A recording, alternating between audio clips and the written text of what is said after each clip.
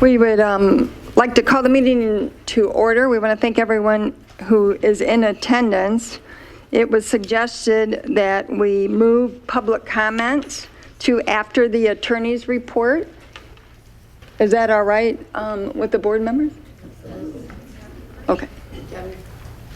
So we're going to move public comments to after attorney's report.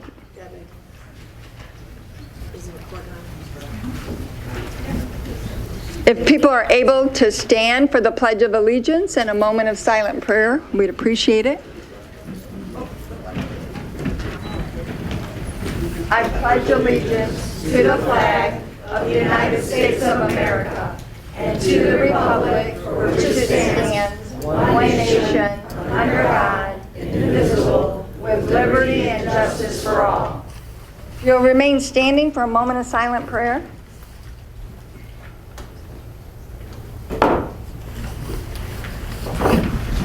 Thank you. Number 3 is a motion and support to approve the agenda with public comments moving to after the attorney's report. So moved. Motion Eldridge, support Peterson. Questions or comments? Hearing none, all in favor? Aye. Opposed? Motion carries. Number 4 is the consent agenda, which are the minutes, statements and checks, and the treasurer's report. A motion would be in order? So moved, Peterson. Motion Peterson, Support. support Eldridge. Questions or comments? Hearing none, all in favor? Aye. Opposed? Motion carries. Number 5 is the attorney report with a general legal update. Mr. Winters. Madam Chairperson, good evening to everybody on the board and good evening to everyone in the audience. My name is Doug Winters. I've been the Township attorney for a number of years, and I would say at the outset that I have given attorney updates for every board meeting since last July or June when the Township first became aware of U of M's plans and Los Alamos plans to locate 2 data centers in Ypsilanti Township. Before I get started tonight with an update, keep in mind what we just said in the Pledge of Allegiance, liberty and justice for all. So keep that in mind as I go through tonight's update, because some of the things I say tonight might make some people feel a little bit uncomfortable. And if it does, I do not apologize for that, because the time has come where truth really needs to be spoken to the powers that be it the county, be it the state, be it the federal, and that's what I'm prepared to do. I would start out with just one quote from the late Senator Robert F. Kennedy. He said this, quote, "Every time we turn our heads the other way, when we see the law flouted, when we tolerate what we know to be wrong, when we close our eyes and ears to the corrupt because we are too busy or too frightened, when we fail to speak up and speak out, we strike a blow against freedom, decency, and justice," unquote. And so tonight, as I go through the report, update, I don't intend to hold back on anything that I've thought a lot about what I'm going to say this evening in regards to an update. I thought I had one presentation in mind until I received an anonymous letter from a Township resident, and the title of that letter was, quote unquote, "We must not matter." And so as I go through tonight's presentation or update, keep in mind liberty and justice for all. We must not matter. At the outset right now, it has to be said in just really blunt terms right now that Washtenaw County has historically been a county which has been and continues to be divided by race and place.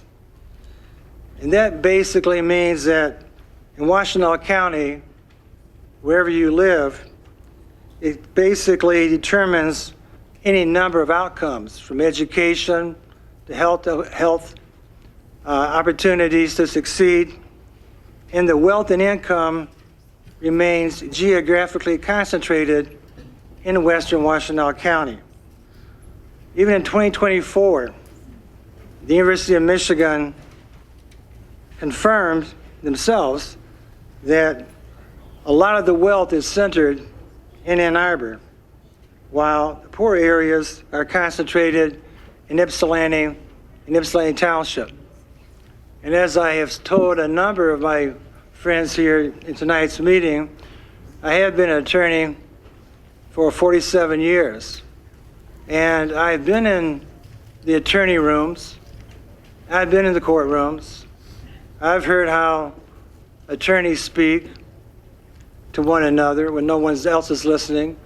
I've heard how judges speak. And as you sit here tonight, whether you are from the city of Ypsi, the township of Ypsi, Superior Township, Augusta Township, make no mistake that in the eyes and views of those who reside in western Washtenaw County, primarily Ann Arbor, all of us are Ypsilanti. Make no mistake about that. Now, at the same time, the Ann Arbor Community Foundation reported last year that Washtenaw County ranked as the most economically divided county in Michigan and amongst the most economically divided counties in the United States. And so while there's a tremendous amount of wealth in this county, it's divided between Carpenter Road. That's basically the boundary.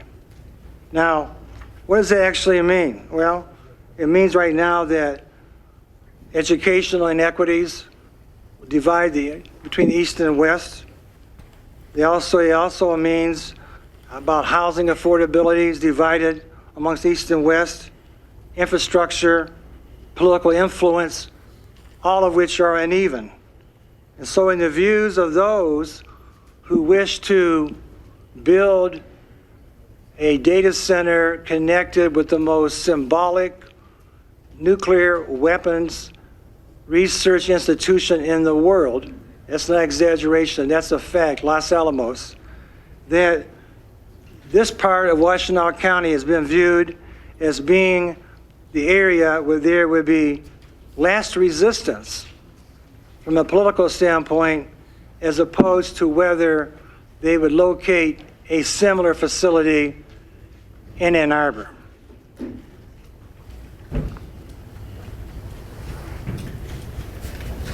Western Washtenaw County remains disproportionately affluent and white.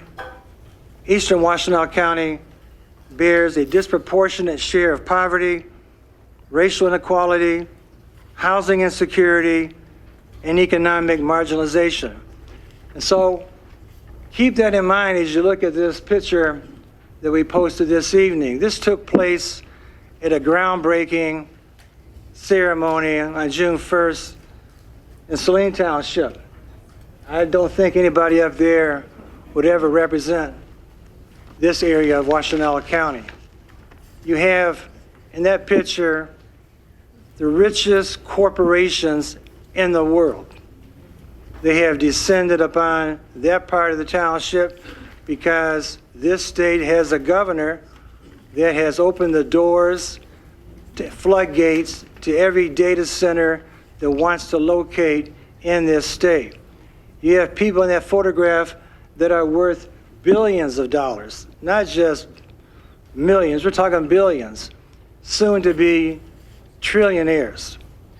But yet this state, in its zeal to become the data capital of the country, has also extended unprecedented tax credits to the richest corporations in the world. And they'll come full circle when you talk about what that means in the context of the University of Michigan and Los Alamos. Make no mistake right now that if Los Alamos is ever allowed to locate here, It's going to change this township, eastern Washtenaw County, for decades to come. Ironically, and we'll get into this maybe more later on, ironically, this past week or so, in spite of the township's efforts, I heard someone say, well, there's a lot of people that don't know about what's going on here. Well, we've tried every month, twice a month, for a full year. We sent resolutions asking our county commissioners to stand up and speak out against Los Alamos and U of M locating here, crickets.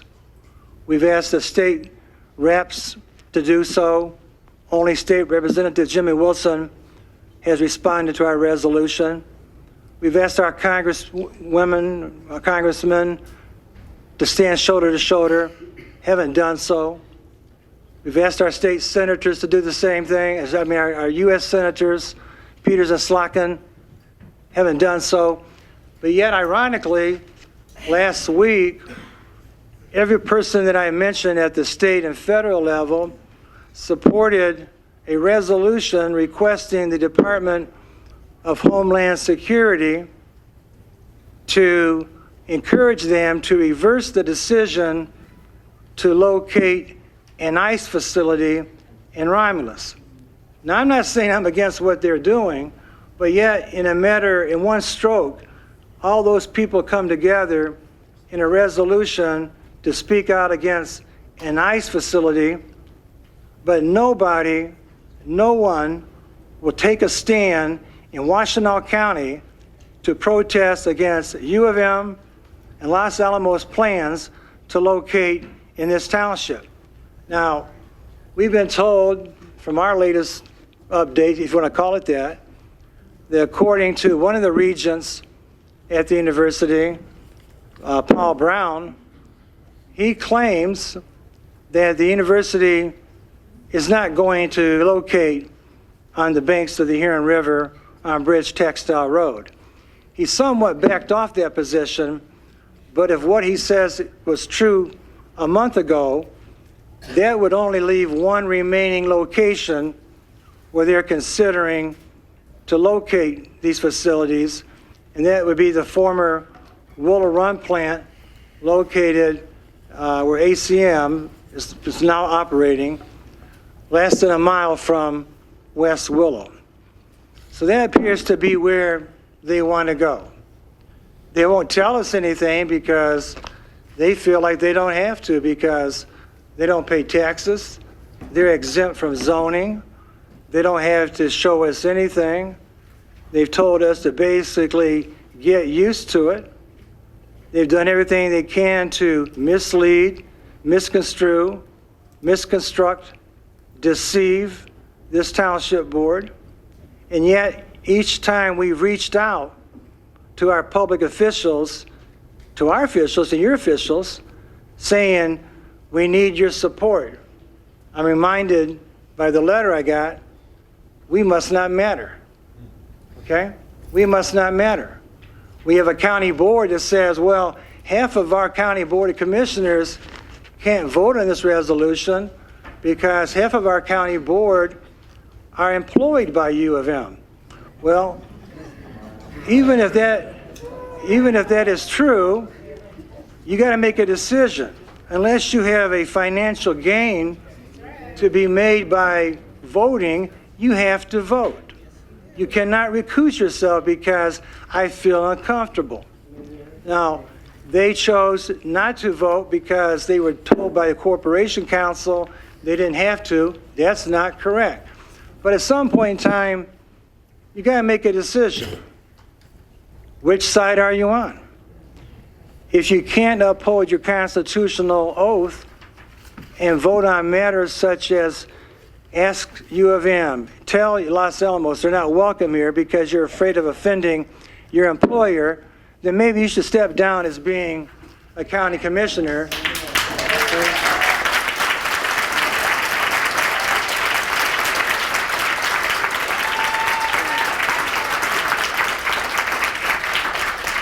Because if you're not up for the job, there's people here that I know that can do the job and are willing to do the job and make those tough votes.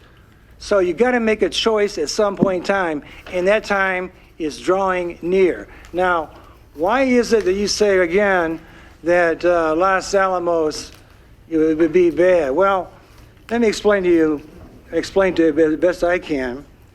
We have witnessed a president willing to go to war on any number of occasions already. While maybe there'll be a peace treaty signed, does anybody really believe that's the last war we're going to be in for the next 2 years? I don't think so. Okay, and what you've seen right now, you have seen in the last 6 months, 9 months, certain number of things play out that nobody was prepared to see this time last year. You've seen unmanned drone missiles being fired in the Mideast that have attacked Amazon's data centers. They've attacked a number of other targets of infrastructure, whether it's Google. And just put that in the context of Los Alamos. Los Alamos is not just another Amazon or a Google, Facebook research institution. It is undoubtedly the most recognizable and strategically important national security laboratory in the world. Its origins are inseparable from the Manhattan Project and the creation of the atomic bomb. To allies, adversaries, terrorists, hostile intelligence services, the Los Alamos name represents American military dominance, nuclear capability, advanced weapons science, intelligence operations, and technological superiority. That reality changes the risk profile of any community tied to it.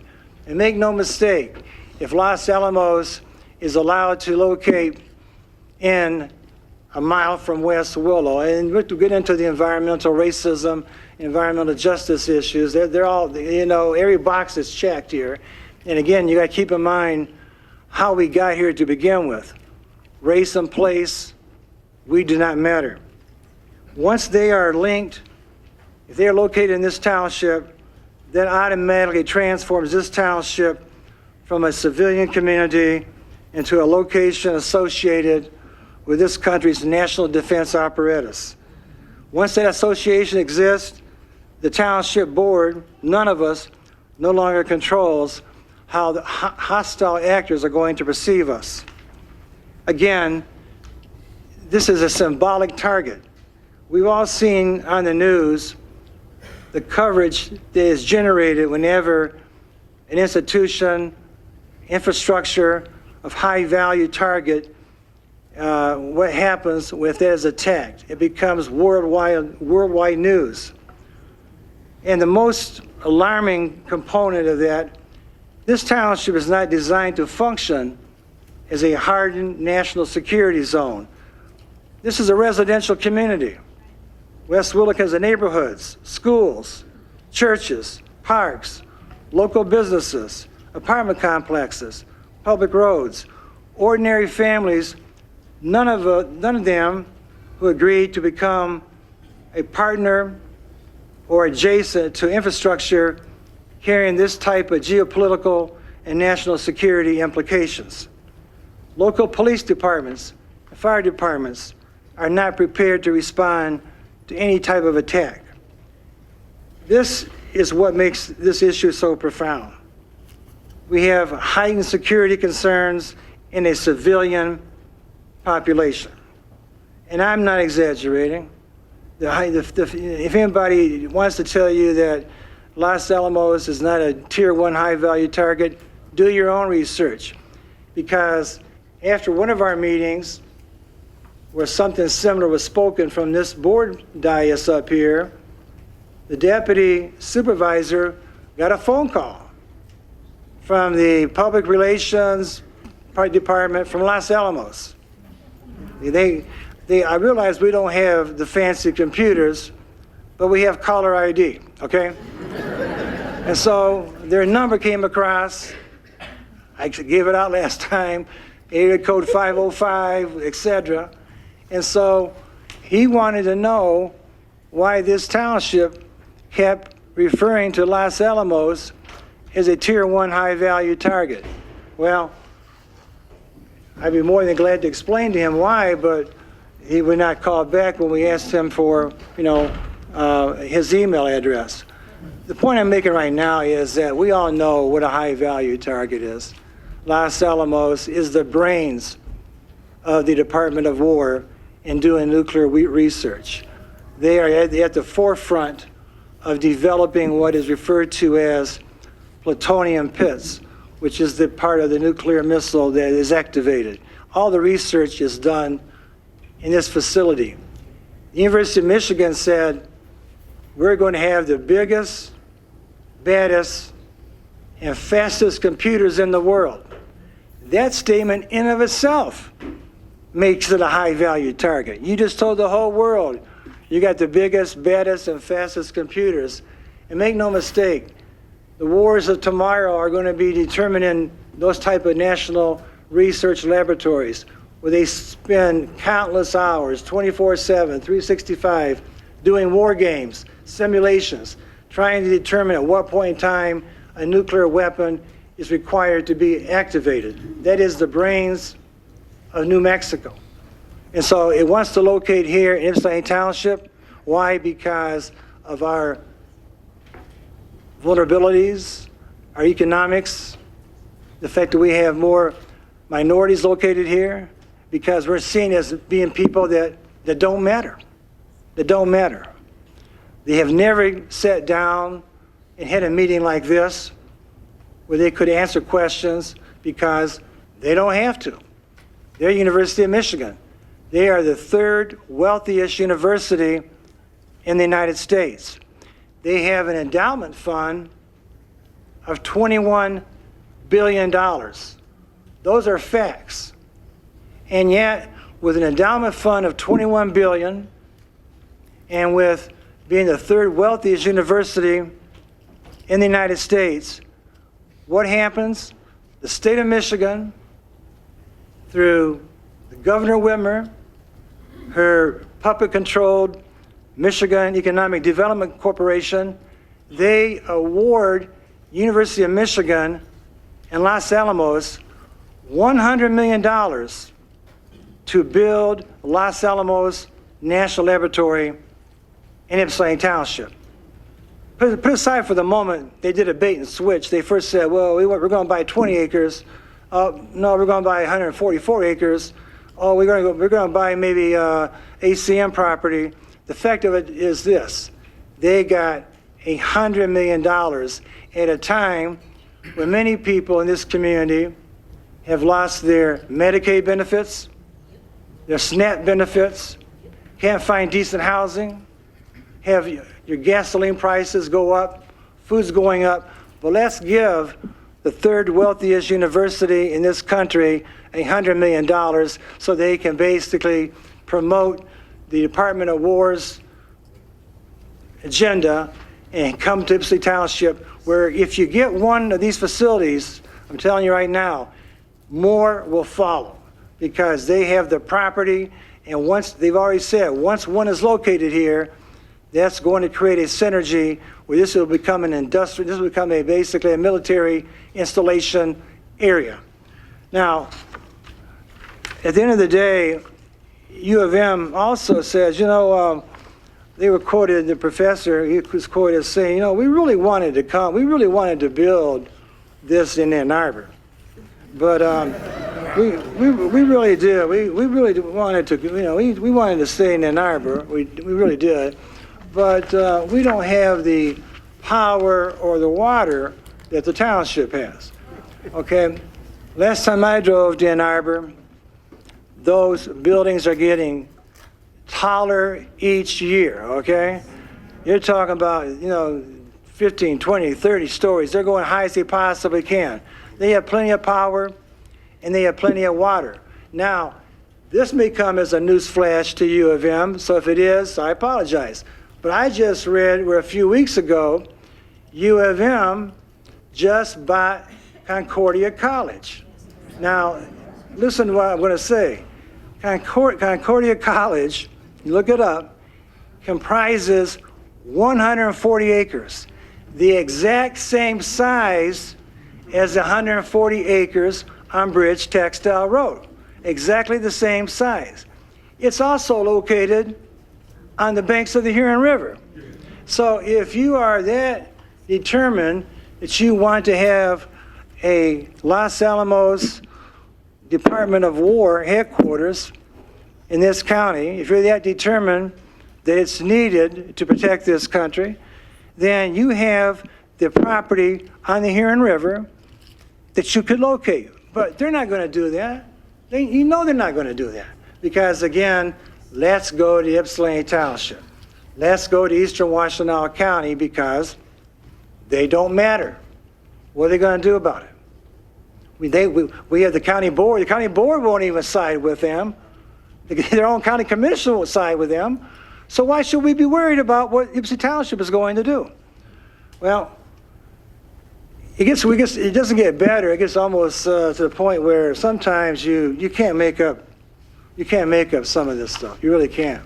So all the business and political leaders, they have their annual gala every year in Mackinac Island, okay?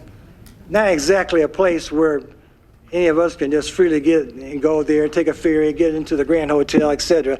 They have the best of everything.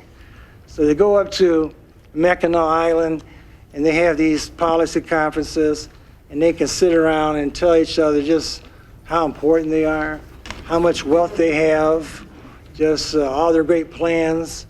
The CEOs of Consumers Energy, DTE, Google, Meta, Facebook, they're all there. And the gentleman to the second person to the right, Governor Whitmer, his name is John Rakolta Jr.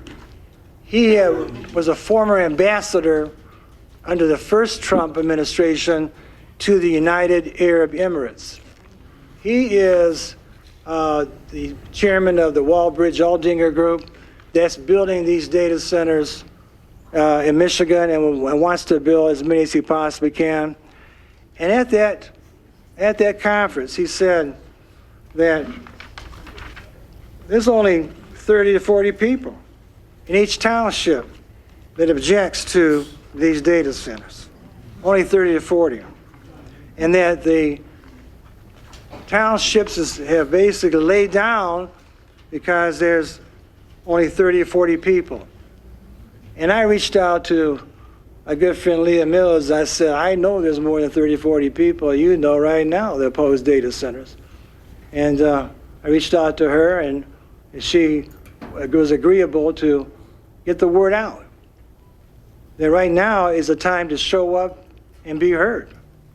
I look around this room, there aren't too many meetings we've had where we've had this type of capacity. So I know there's more than 30, 40 people in every township, but in saying that, he's trying to trivialize and marginalize who you are because you don't matter.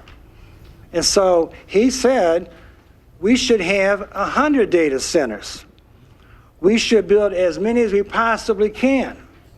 But yet they go one step further. His son, who's now the president, he says we should open the Great Lakes and use the Great Lakes to cool these data centers.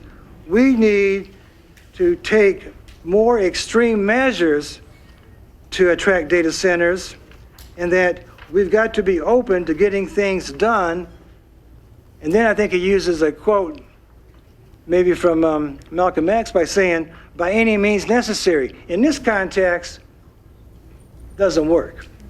He says right now, use extreme measures by any means necessary to force the state of Michigan to open the Great Lakes to use the fresh water to cool data centers. And yet, not one person up there, the governor, not one person that I know of in this state right now has condemned the statements that were made by the Rakoltas in regards to the fact that we need 100 data centers. These townships are just enacting these moratoriums because they don't want to face a recall election. Basically, right now, not giving the township board any kind of credit for looking out for the best interests of their constituents. Instead, right now, we're millionaires, we're billionaires, we're going to become trillionaires, and you are missing out, in their words, on having a, quote, golden ticket. Well, we don't know, for example, nobody knows what's going to happen when these data centers come online. We know that they're using water and electricity at levels and amounts that we've never seen before. The substation that's being proposed for Los Alamos and U of M is 110 megawatts. U of M says they'll use 10, Los Alamos will take 100. That 110 megawatt substation by itself is equal, is greater than all the rest of this whole township combined. They're building a Google data center in Van Buren Township that's equal to 750,000 homes. But yet they want you to believe that your rates won't go up. We're not going to raise your rates. We're going to make sure they go down. They're going up now without data centers.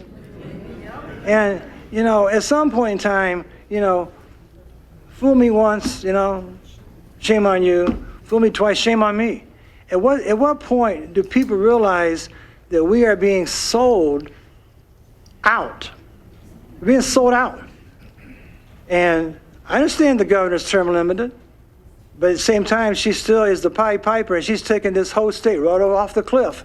Because right now, you're not going to be able to undo the damage in 5 years and 10 years once it starts. Everybody tells us, well, you know, the additives that we're putting into the water are safe. Really? Well, it occurs to me, that's what you said about PFAS, okay? That's what you said about asbestos. That's what you said about mercury. That's what you said about lead paint.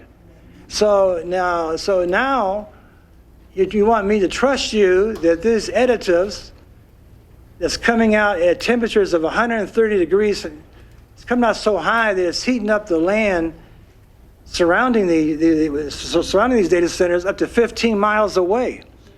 It's raising the temperatures anywhere from 3 to 15 degrees. But don't worry about it. Those additives, they're safe.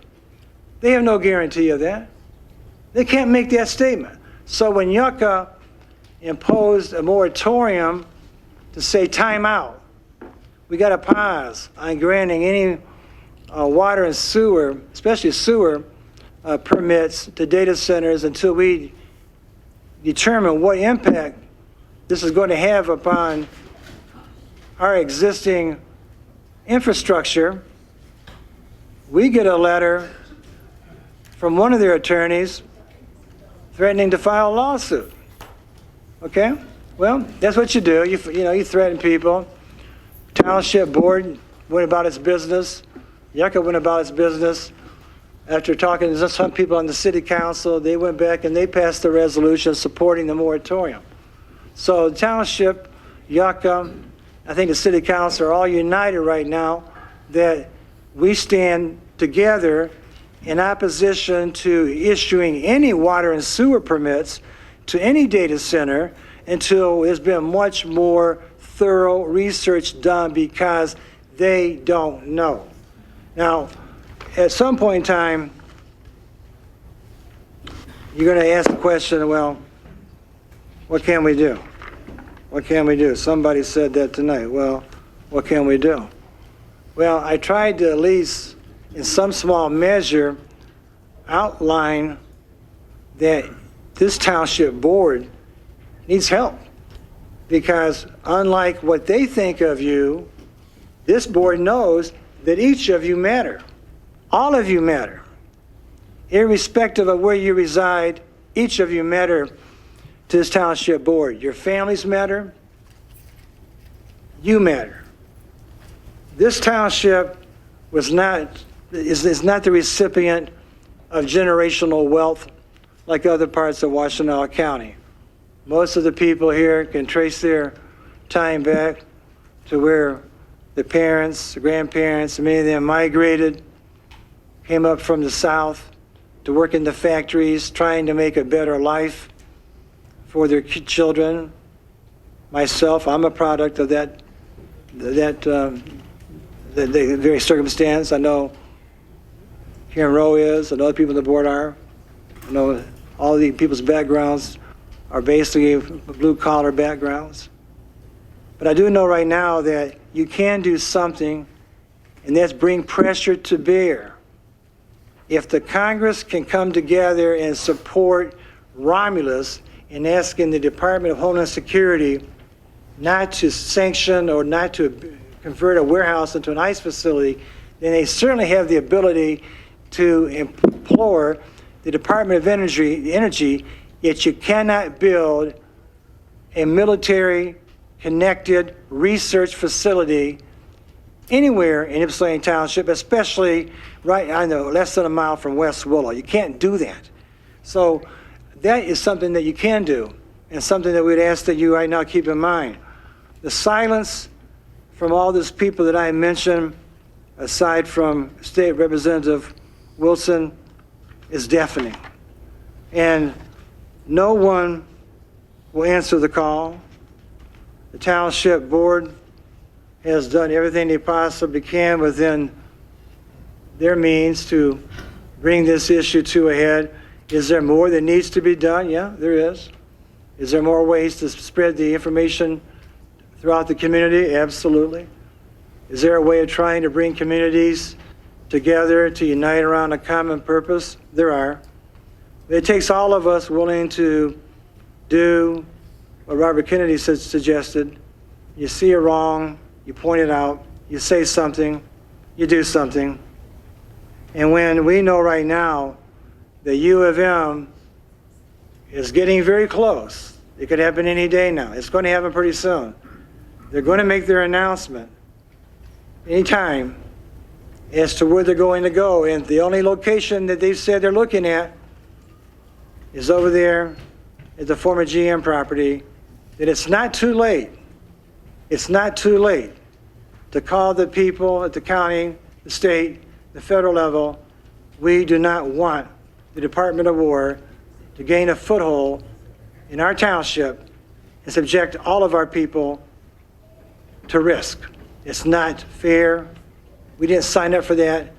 We've had people call the supervisor's office, many people in tears, wanting to know if the time is now for them to sell their property. Many people are looking at leaving because of the fear of the unknown, and the fear, like someone pointed out, the U of M is not accountable. They don't have to play by the same rules as everybody else does. There's no zoning reviews. There's no conditions of approval. They simply come into town, boom. And no, we're not going to pay you a dime for any kind of taxes. No, we're not. We've been threatened by everybody at the state level. If you guys don't cooperate, you'll never see economic development. That's okay. We've gotten this far. We'll keep on going. U of M said, well, what is it that you want? We can put a boardwalk around the property over there, and you can walk over there. We don't need any more boardwalks. We don't need any more parks. And by the way, just so you also know exactly what I'm talking about, the one location on Textile Road, 20 acres on the corner, is separated by the only entryway into South Hydro Park, which is a township preserve, similar to what you might experience if you went over to the Botanical Gardens. You walk into a nature preserve over there. And so you're going to have to walk through two data centers if they decide at the last minute to go back to Bridge and Textile Road. In any event, right now, I know that other people are probably more than anxious to ask questions or make comments. The township officials have been very accommodating to allow me to give you this update. And again, right now, keep in mind, liberty and justice for all. That includes all of you, all of us, and that we do matter. Okay, thank you.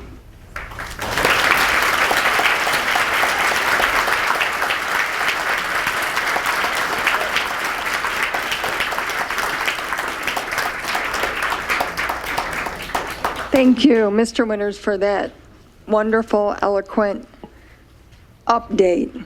And to all the people who came here this evening to tell Walbridge there's more than 30 people that cares about a data center here. Thank you for doing that.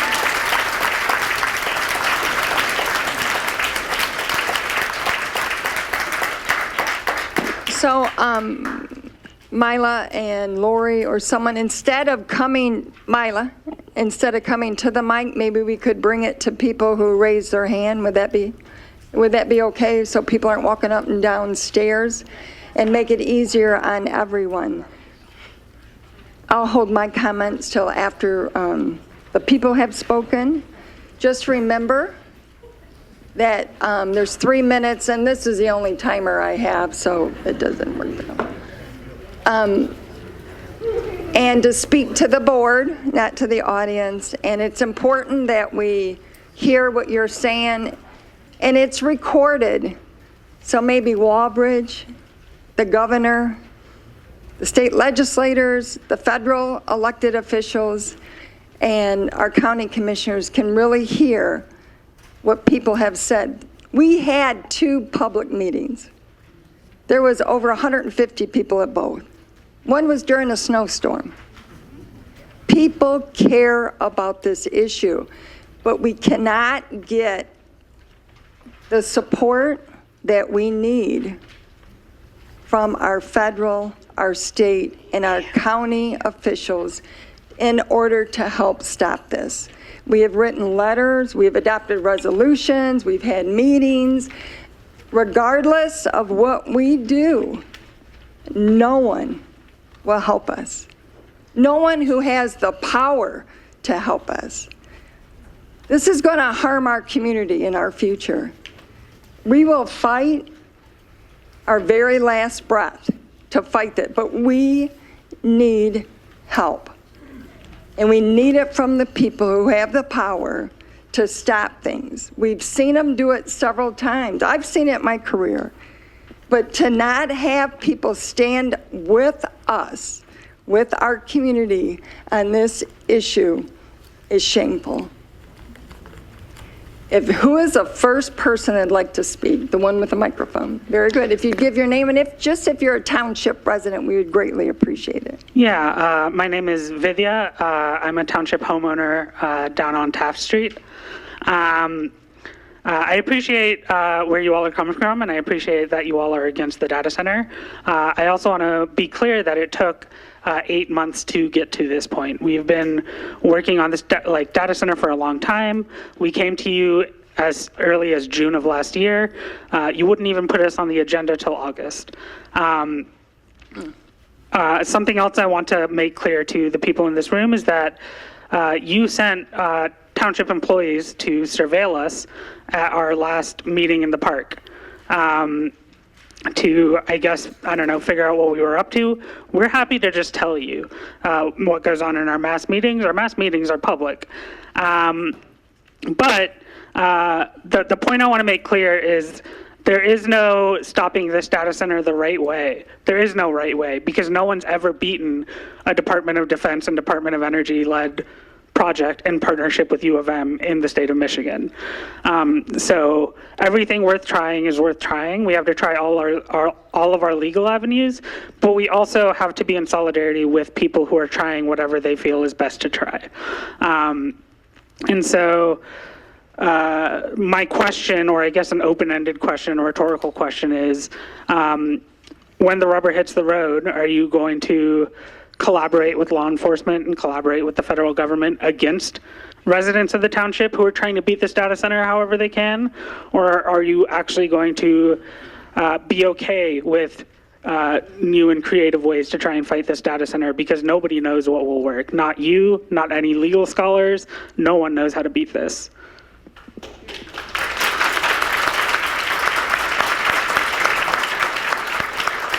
In order to make this efficient, if we would hold the applause and get through so we can listen to everyone, and I do want to say Ypsi Township didn't send anyone to watch anyone or surveil anyone, so I'm not sure where that came from. We did not do that.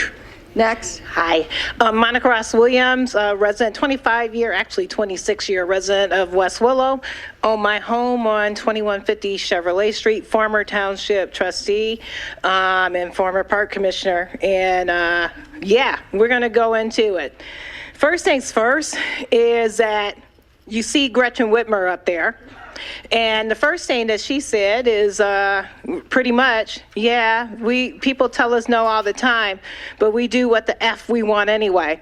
That's exactly what she thinks about you. Okay, that's number one. Number two is that, and I'm going to go here, and I don't care if anybody in the room gets upset, please. I'm sorry, but we're past the point of Democrats and Republican labels. We better get to the point about trying to save ourselves and our families and our communities, our property, and our future for our children, because that's where this comes down to at this point. These billionaires and trillionaires, in fact, one of them is sitting there, the OpenAI guy, they don't care about you. And meanwhile, between time, they're losing money. The return on investment as it relates to AI is going downward. I don't know if anybody have read any Bloomberg reports, but I suggest that you do. Meanwhile, between time, I was just at a Livonia Westland Chamber meeting about 2 days ago, where they had the economic development person from DTE Energy speaking about their data center, might as well say, trying to get it done. He actually said at the end of all the crap that he was saying, that they are losing on this issue in front of 75 people that were at that meeting. Now, meanwhile, between time, you also have to understand that they're doing PR, which is called public relations. They're doing it on your social media. They're doing it basically in your neighborhoods. When you see these comments that sounds like they're favorable for data centers, you can best believe it is PR. And I know because they actually asked us to do the PR as members of the chamber at the meeting. So with that being said, I want to make it very clear. No, we're never accepting a data center where my father and many other people's parents worked and to their fingers to the bone at GM and Hydromatic. It's not happening, and we're not going to do it. And meanwhile, between time, and the last thing I want to say, and I'm going to call them out individually. Debbie Dingle, where are you at? Justin Hodge, where are you at? Annie Somerville, where are you at? Because each of these officials need to be, which only one that can't be is Debbie Dingle, recalled at this point, because they have not stood up for you and your children and your future. I don't care at this point about Republicans and Democrats. It is time that we hold these elected officials accountable. Get the recalls going and support this board, because they're trying to support you. Thank you, Monica.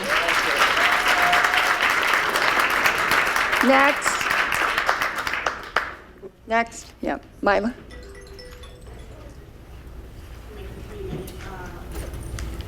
3-minute time limit on all public comments, and also just hold the applause. All right, Mila. Next, who's next?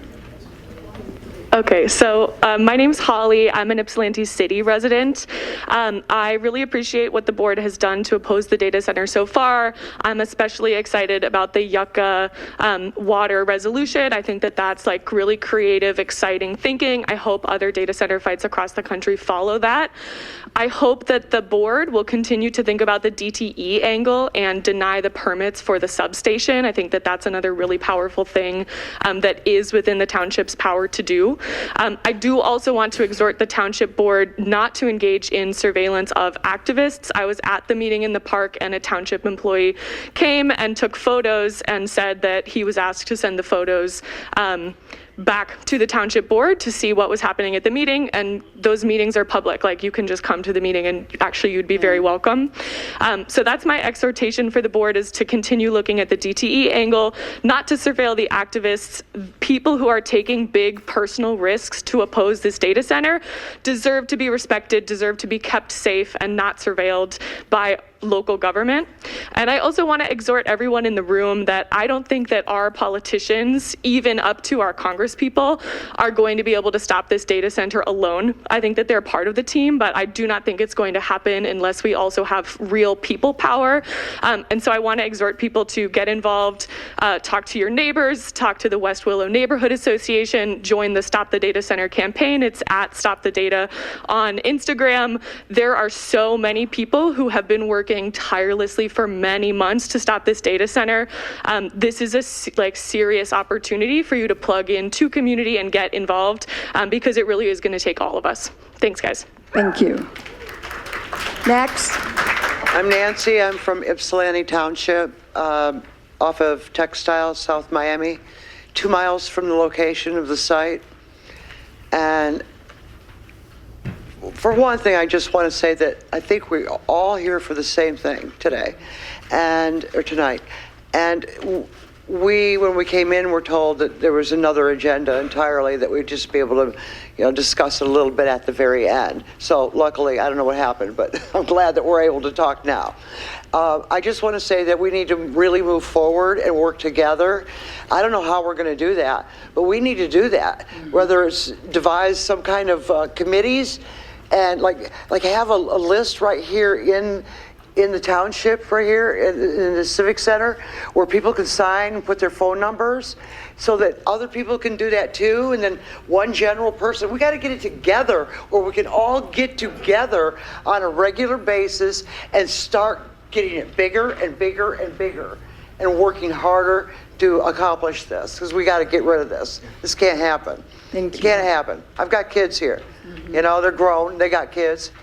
So, I think it should start out with just a darn list, if that's what it takes. Because your website doesn't show anything about any meetings for this. There's nothing. And I just happened to stumble on this one tonight, so I was lucky there. It's the second one I've been to. So, that's all I have. Thank you. Next.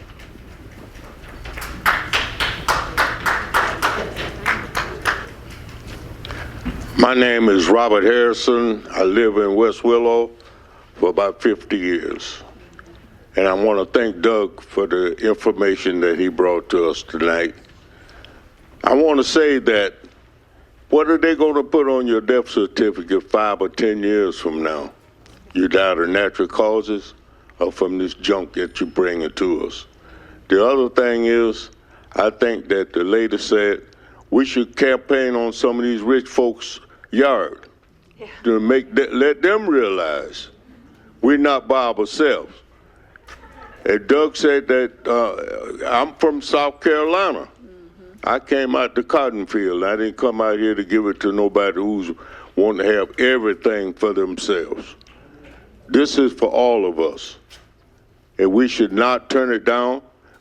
We should not make this the last meeting for the night, because something can always be done. There's no such thing as I can. You can. But we have to stand and do these things that need to be done. And we need the phone number for these doggone rascals up there in Lansing, so we can call them too and let them know this is nothing to play with. This is our life. And our life means more to me than it does to them. Yes. And if they want to put a dollar bill in front of it, too bad for them. We're going to camp out just like they do in Washington, D.C. We can do it in Ann Arbor. Tell them to take it to Ann Arbor. If them rich rascals don't want it over there, we poor people don't want it over here. Right. Thank you, Mr. Harris. Next. Hi. Your name and where you Okay. My name is Kim Spinazzola. I am speaking as a almost 30-year Ypsilanti Township resident, and I unequivocally do not want a nuclear weapon research / deployment AI data center built here. I do not want the associated strain on resources, including water and electricity. I do not want the associated loss in property values. I do not want to live in a Tier 1 high-value military target. To reiterate, I do not want you to build this proposed AIDC, and I just want it noted that, by the way, Ypsilanti Township residents do care. Thank you. Next. Anyone next? No, there's a gentleman right there.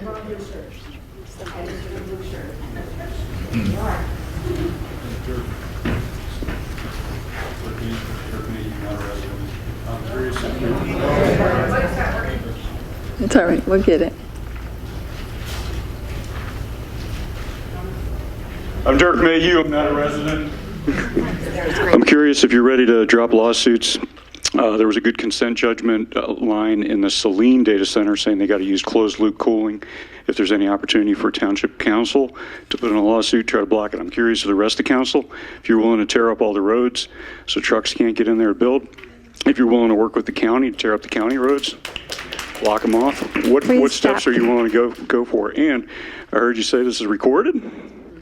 Jason Morgan, Jimmy Wilson, Morgan Foreman, Carrie Reingans, and Jennifer Conlon. Start dropping bills.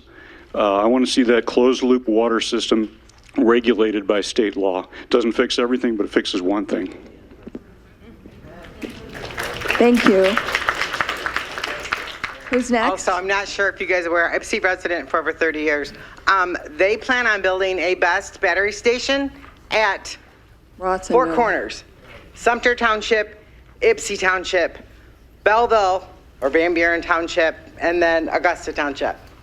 If we're not standing for data, we damn sure ain't gonna stand for these battery stations either. Thank you. Next. Coming back.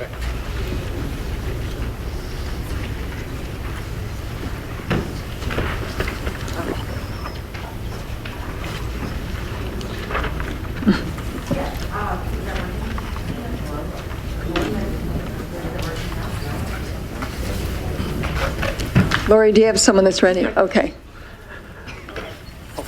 Hi. So my name is Chris Tebbins. I'm a resident of Ypsi Township. I'm also a veteran of the U.S. Navy for 8 years.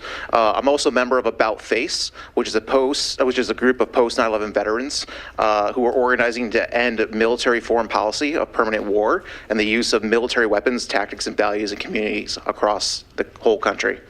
Ypsi Township has a long and really proud history of being involved in the war effort. We've been involved with the bomber plant and everything. I'm not trying to discount any of that great history that we built here and all the pride that we have with our community on that. But it doesn't need to continue going forward. It needs to stop. The last time that Ypsi Township was a war factory, it left the land contaminated, where it still affects us today, right? The neighborhoods are still dealing with the fallout of that and everything, and we're still doing remediation for all that. The negative health benefits from data centers are just beginning to be understood. Whether it's the air pollution, the noise pollution, the water pollution, we don't know how these things are going to affect us in the long run. Our community is being used as a sacrifice by University of Michigan for a war machine that affects not just us here at home, across the country, but communities all around the world, whether it's Iran, Palestine, Lebanon, anywhere around the world that's being affected. This is going to go into that, and our community is going to be complicit in it. If whether it's on the banks of the Huron River or at the Willow Run site, this project isn't welcome here in Ypsi Township. If University of Michigan is so proud of it, I got a good spot for it. How about they tear down the golf course across the street from the big house and put it there? So if you want to continue doing this fight and helping out with all of your neighbors, please join the Stop the Data Center group at the North Hydro Park at July 5th at 3 p.m. So come on out, be in contact with your neighbors. Thank you. Next, Julianne, did you get it working? All right, Lori. Okay. Well, they're working on it. You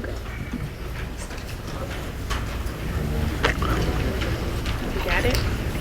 Put it back on the stand. You want me to go ahead? Yeah, you got it. Okay, I'm Curtis Freeman. I'm I own a property on DeSoto, 543 DeSoto. I'm also live in Superior Township, your sister township. I think what we need to do is get a coalition of townships. Individual townships aren't going to get this done. I think all townships in Michigan should be united against the government that's not uniting us. And so Superior Township, if they put it here, they come to Superior Township next. So that's why I'm here, but I also own property here. Superior Township, I think we'll be in for a long fight, but they'll get over the fight. Thank you. Next. Okay. Hi, is that working? Great. Jane Wolf, I'm a Ypsi Township resident, and folks who have been working on this for a long time are putting themselves in great personal risk too to try to stop this, and I would just encourage you guys to put yourselves on the line. You have more power than we do. Those people will listen to you better than they will listen to us.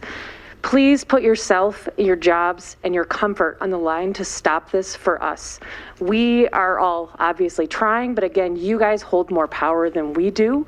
You have better connections than we do, and you are safer than we are. So I would just encourage you all to really put yourself on the line here. Get really creative. Honestly, tear up the road, block the road, break the law, do whatever you need to do for us. You will be remembered better in history for the job that you did if you can get creative and really, really put yourselves out there. So yeah, that's all. Thank you. Thank you. Next. Hello, over here, I'm Jill Warren. I'm a resident since 2020 of Ypsi Township and really glad to be with my neighbors tonight.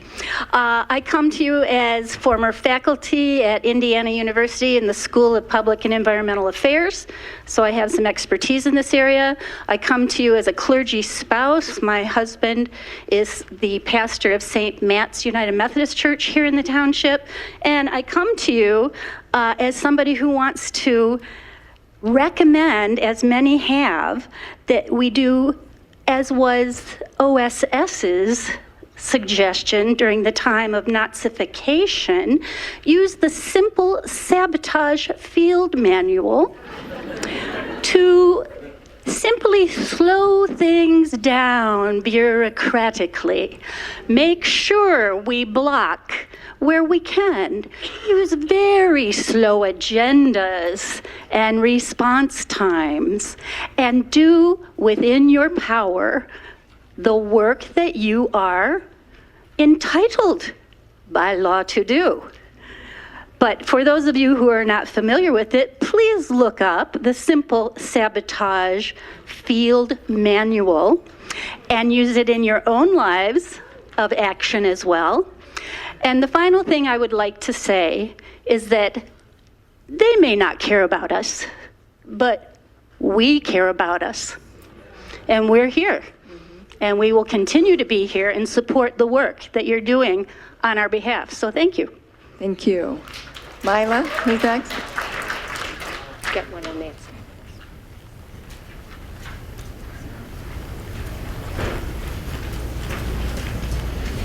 Lori, do you have some, or mine? Yes. Go ahead. Or is that mic still not working? Then you go. Okay. Hello, everyone. Let's see. My name is Denise Kirchhoff.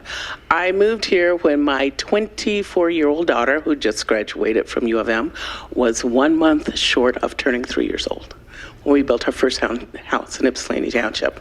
We've been here ever since. And I want to make some things clear that I don't think that people understand. These data centers didn't just start.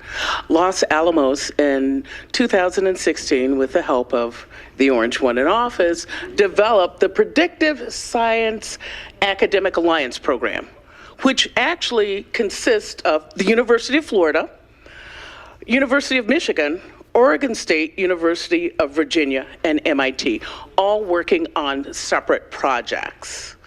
okay? And what I think we all totally missed, and I heard a lot of people say, oh, politics doesn't matter. Yeah, the hell it does.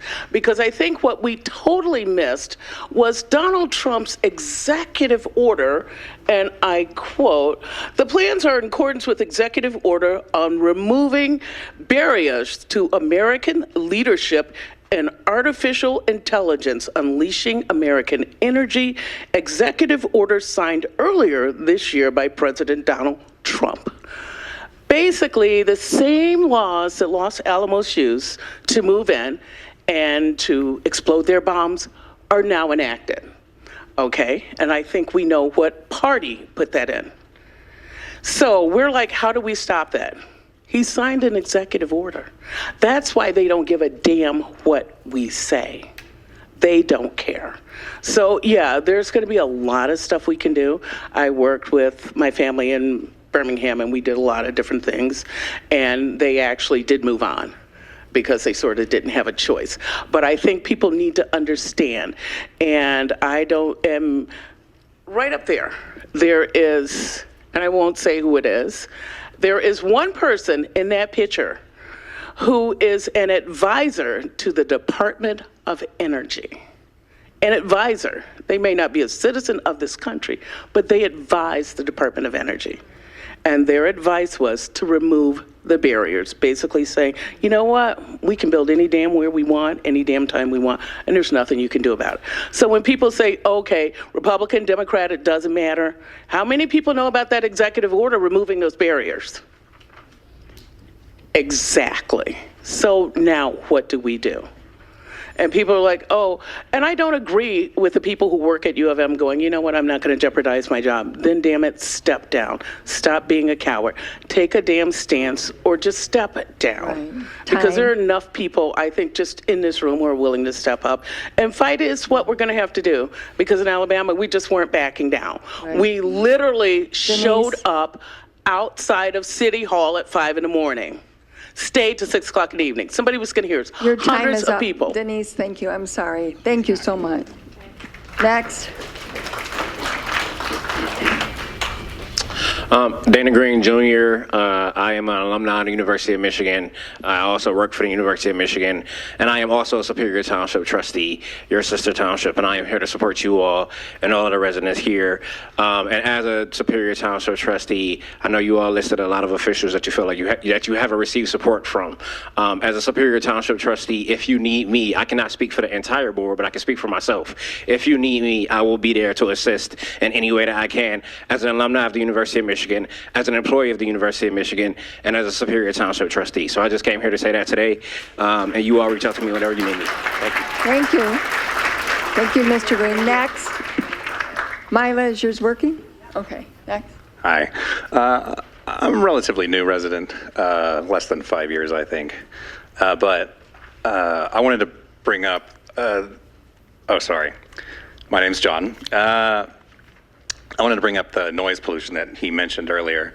It's not like that's unpleasant to listen to. This is like serious health concerns from prolonged exposure to low decibel noises that you can't even hear.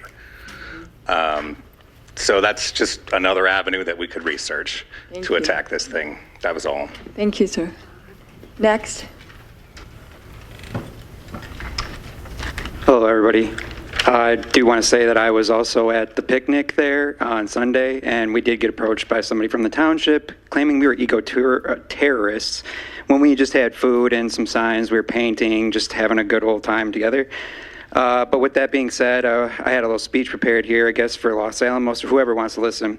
But good evening to the board, people of Ypsilanti, people of Frenchtown, Monroe, and beyond.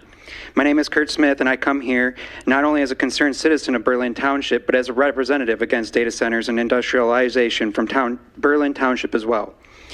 And the reason for my concern is because it's come to my attention that U of M is attempting to bring a data center operated by Los Alamos Labs next to the old bomber plant. And I can't begin to express how foolish this is. And it's not funny, but I laugh to keep myself from crying because it feels as if no thought is being given to your people, let alone your wildlife.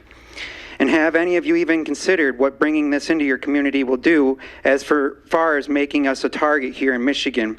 We're already the world's largest source of fresh water. We have 2 active nuclear power plants, with a 3rd coming online in October of 2025, I believe.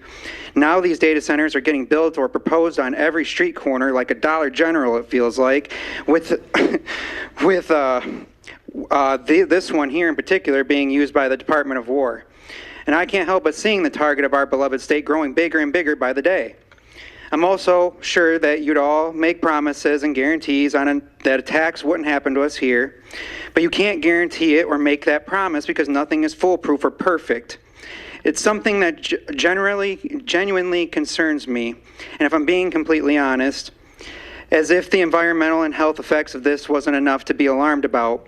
And instead of designing to kill as many of our fellow human beings as possible, we should be striving to help and uplift them. Or at least that's what not only myself, but countless other citizens have come to believe as well, which we have the chance to do here. But the first step is you all listening and working with your people of your community that you're meant to represent. And that extends to your grandchildren and your great-grandchildren as well, since history is being written here as we speak, and they are watching the choices and actions that you're all making. And I stand here in solidarity with the people of Ypsilanti and all of the communities that are fighting these data centers in our beloved state of Michigan. And thank you for your time, and I hope you all have a great rest of your evening. Thank you, sir. Who's next? Lila, do you have? Okay.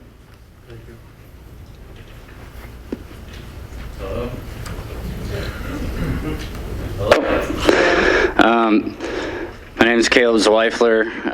I've lived in FC for coming up on 20 years. I have 2 small children, and this would be a big deal to me as a Michigander, whether I lived in Ypsi or not.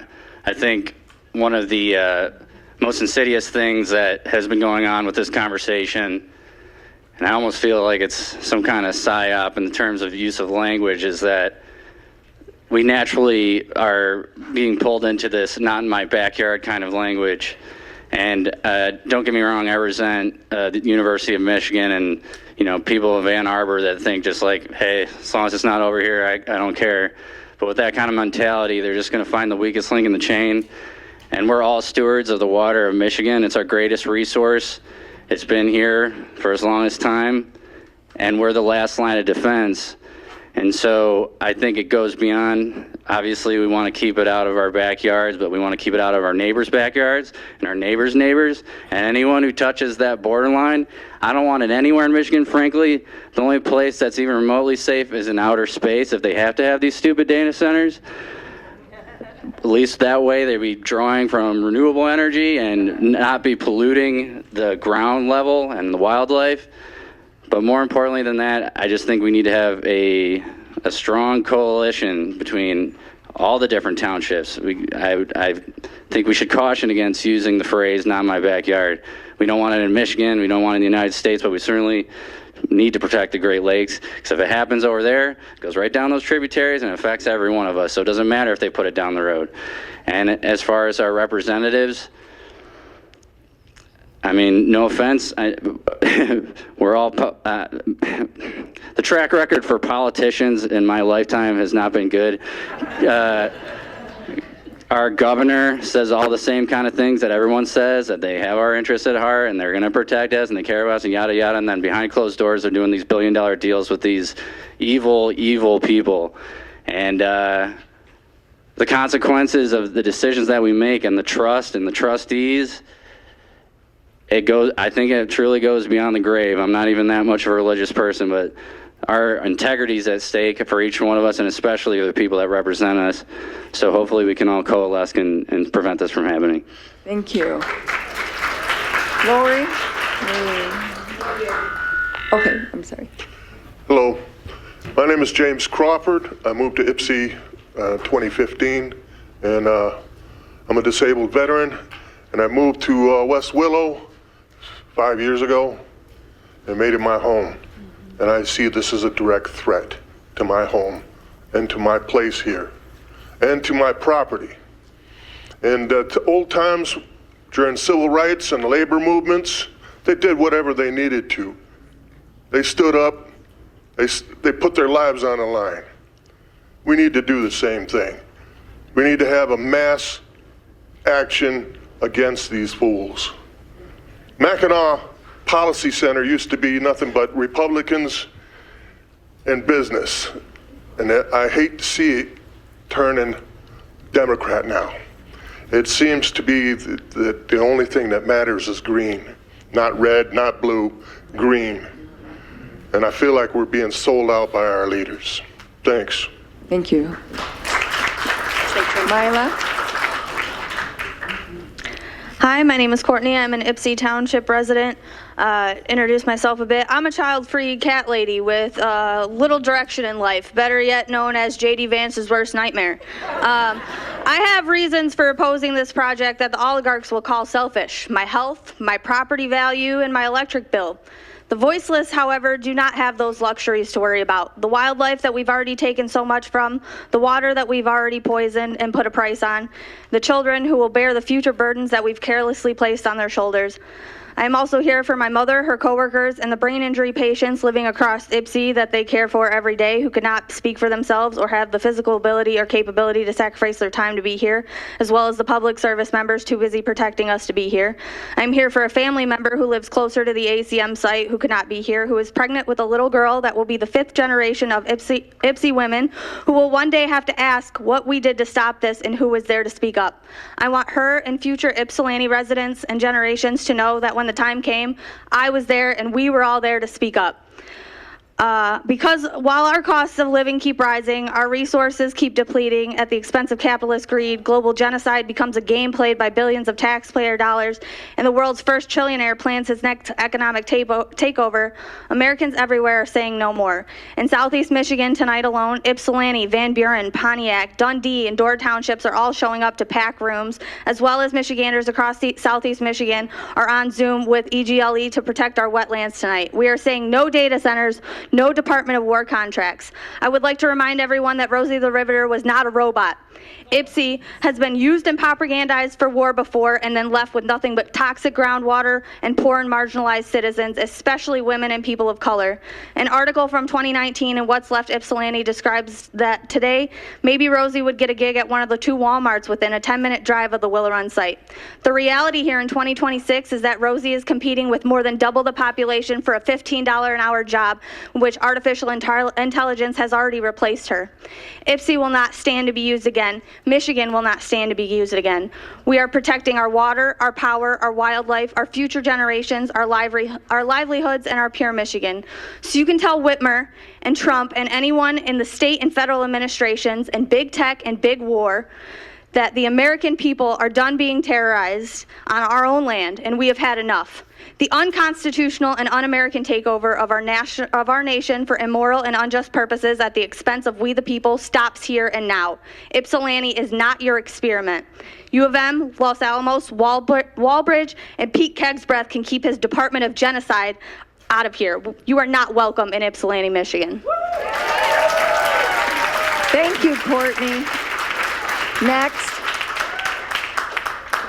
My name is Corey Lakatos. I'm a relatively new resident of the Willow area. I moved in with my family just last year in November, so we've been there for just about half a year.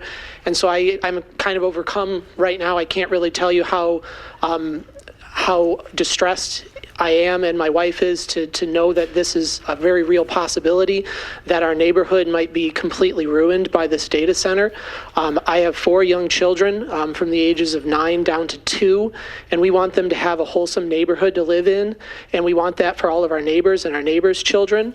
And so I just want to say that to the board. Thank you for what you have been doing to try and stop this. And I want to say that for any of the bigwigs who may be listening, that you are hurting real people with real children. I also want to, there was a gentleman over here who mentioned eternal consequences.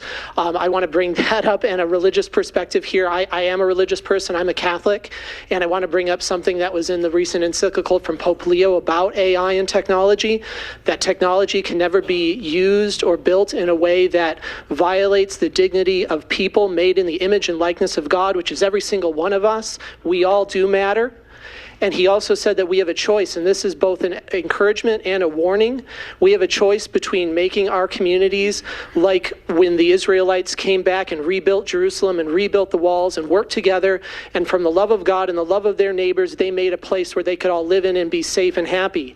The other option is the Tower of Babel, where people chose power, they chose wealth, they chose domination over others, and their community was destroyed and scattered and became a ruin. And I don't want that for my community. I don't want that for where my children live. I don't want that for where any of the people here live, and for any community. Just as you said, not in my backyard, not in anyone's backyard. Thank you very much. Thank you. Myla? Hi there, my name is Daniel Van Dyne in 849 Grove. If you got a dinosaur in Galt Village, I'm that guy. Been living in Galt Village about 5 years now. First time at a meeting here, long time paying attention. One thing that I've kind of thought about, and the reason that Ann Arbor is not being as approached, is they're trying to municipalize their own power. Over the last 75 years, the demunicipalization of resources and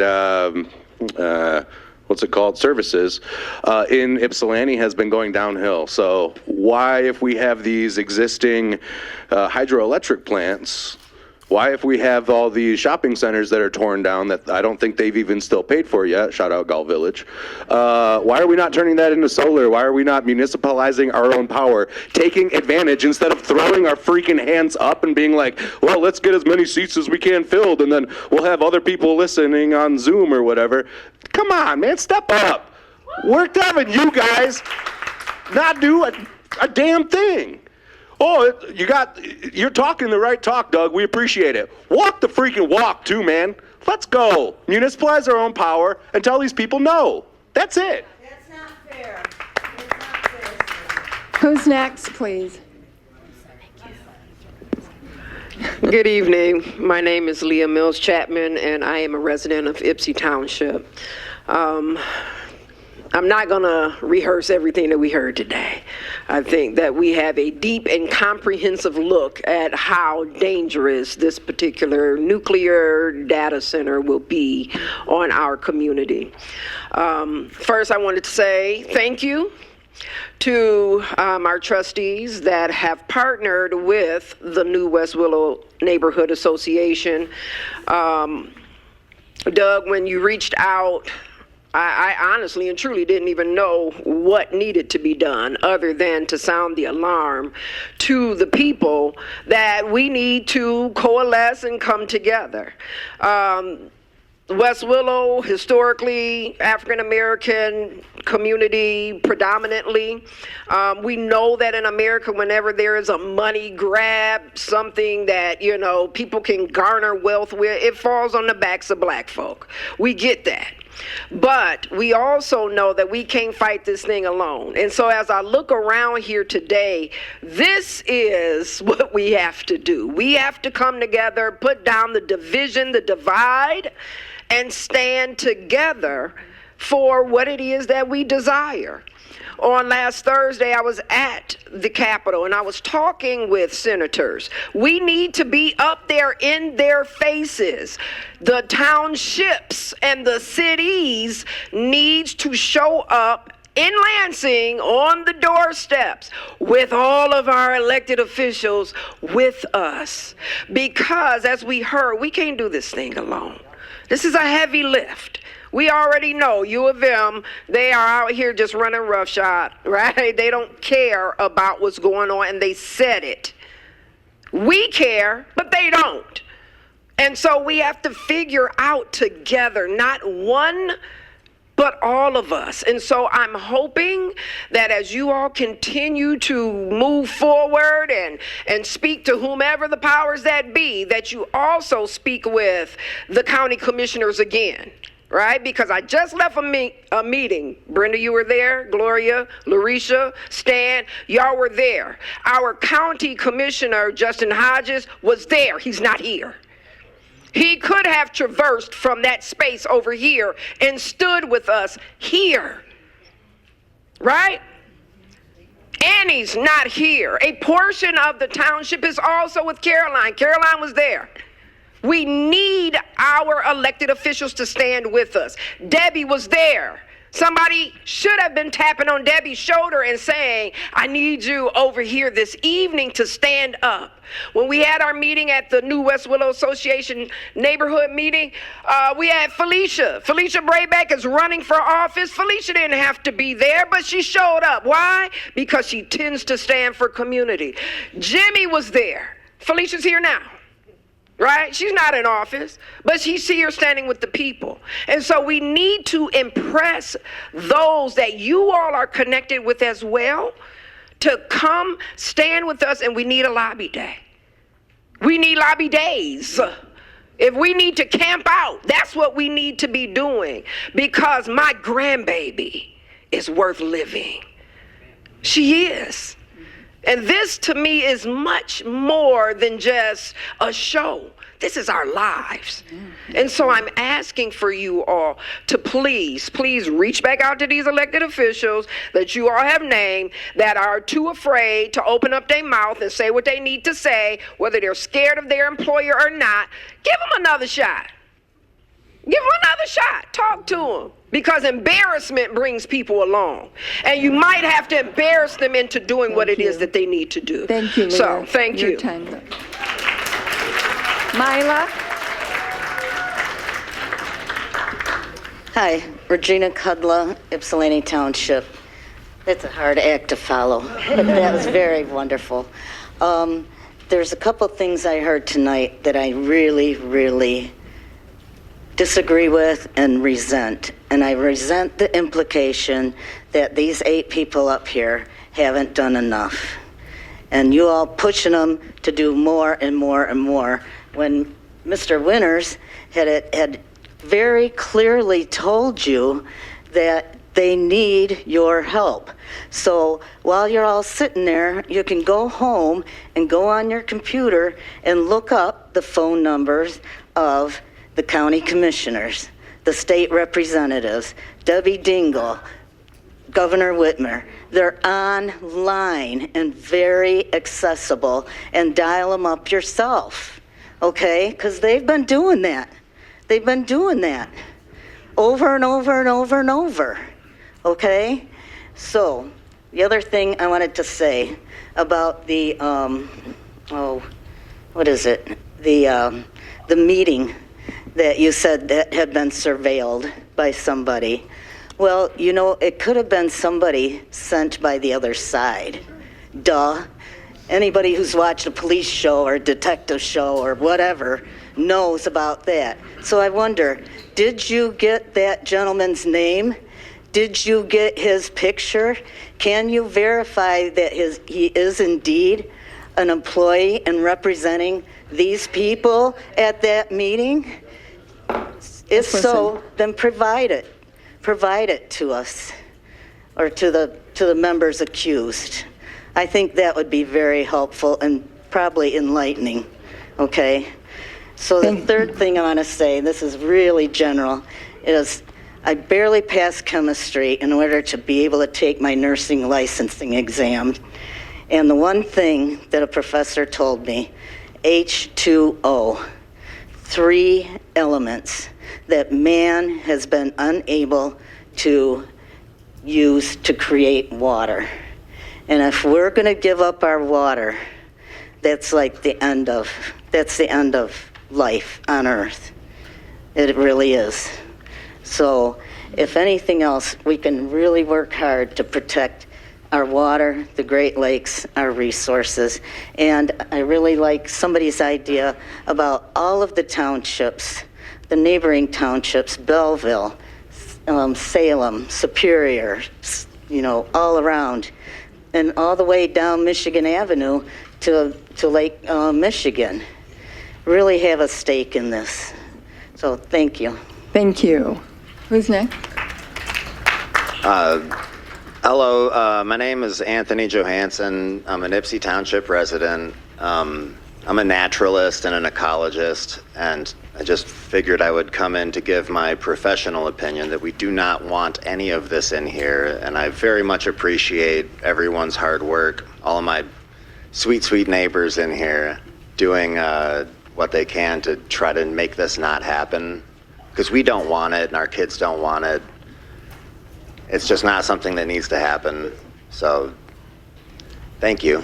Thank you. Thank you very much. Next. Hi, I'm Angela. I'm from Ypsi Township, and I agree with the noise pollution and to think about, even if it's too low decibels, because there are people that have special needs that can hear to low decibels, they can hear that, and it can aggravate them and make them really upset because they can hear even though you might not be able to. And I just want to make everyone aware that that can be a thing to look for too. Thank you. Lori, there's a woman in the back that's had her hand up. Mila? I hit this gentleman, then I'll come to you. Yeah, still green. Hello there.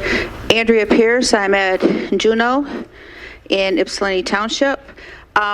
I've actually was part of the team that was fighting against the data centers when they were in legislation, and our House rep, he voted against it, but our senator voted for it. Now we've got bills out here in the House and more coming in the Senate this week. We need to activate. We need to start getting these bills passed. There's, they cover the water. The clawback was by Jimmy Wilson Jr., taking back that $100 million. We get that passed, a lot of this will stop. So, and we have to remember what we're working with is not just a data center. This is an AI surveillance center. They're going to be housing our information. And this is going to also, with all of the plutonium pits and the nuclear, going to put us in big jeopardy because we still have a Nexus pipeline going through here. Okay? A couple of weeks ago or a month ago when they were talking about blowing up nuclear plants and pipelines, that could have been us. We're right here.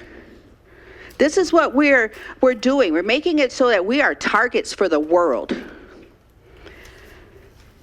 Let me see. The bills. And Governor Whitmer and U of M, yeah, we need to really think about the upcoming elections because we already know Jocelyn Benson's in. She's in this, right? Her husband is the vice chair. So we need to she can't even be considered. Google, okay? Google just donated $250,000 to who? Huron River Watershed Council for their water collectings, but in the press release, it literally said they want to manage the water resources in the areas where they have data centers. We need to contact Huron River Watershed Council and tell them, turn that money back and make a statement against data centers. Doesn't she need a mic? Are the ones that actually make sure our harbors and our streams are safe. So, I don't know. Let's let her finish with her statement, please. Thank you. And one way to stop this is to crash the damn system. Hold back our money. We are a capitalist society. If we don't give them our money, they can't do nothing. And that's where we're at with this. We need to stop shopping. We need to start building up our own gardens. Everybody make something, grow something, share with your neighborhood.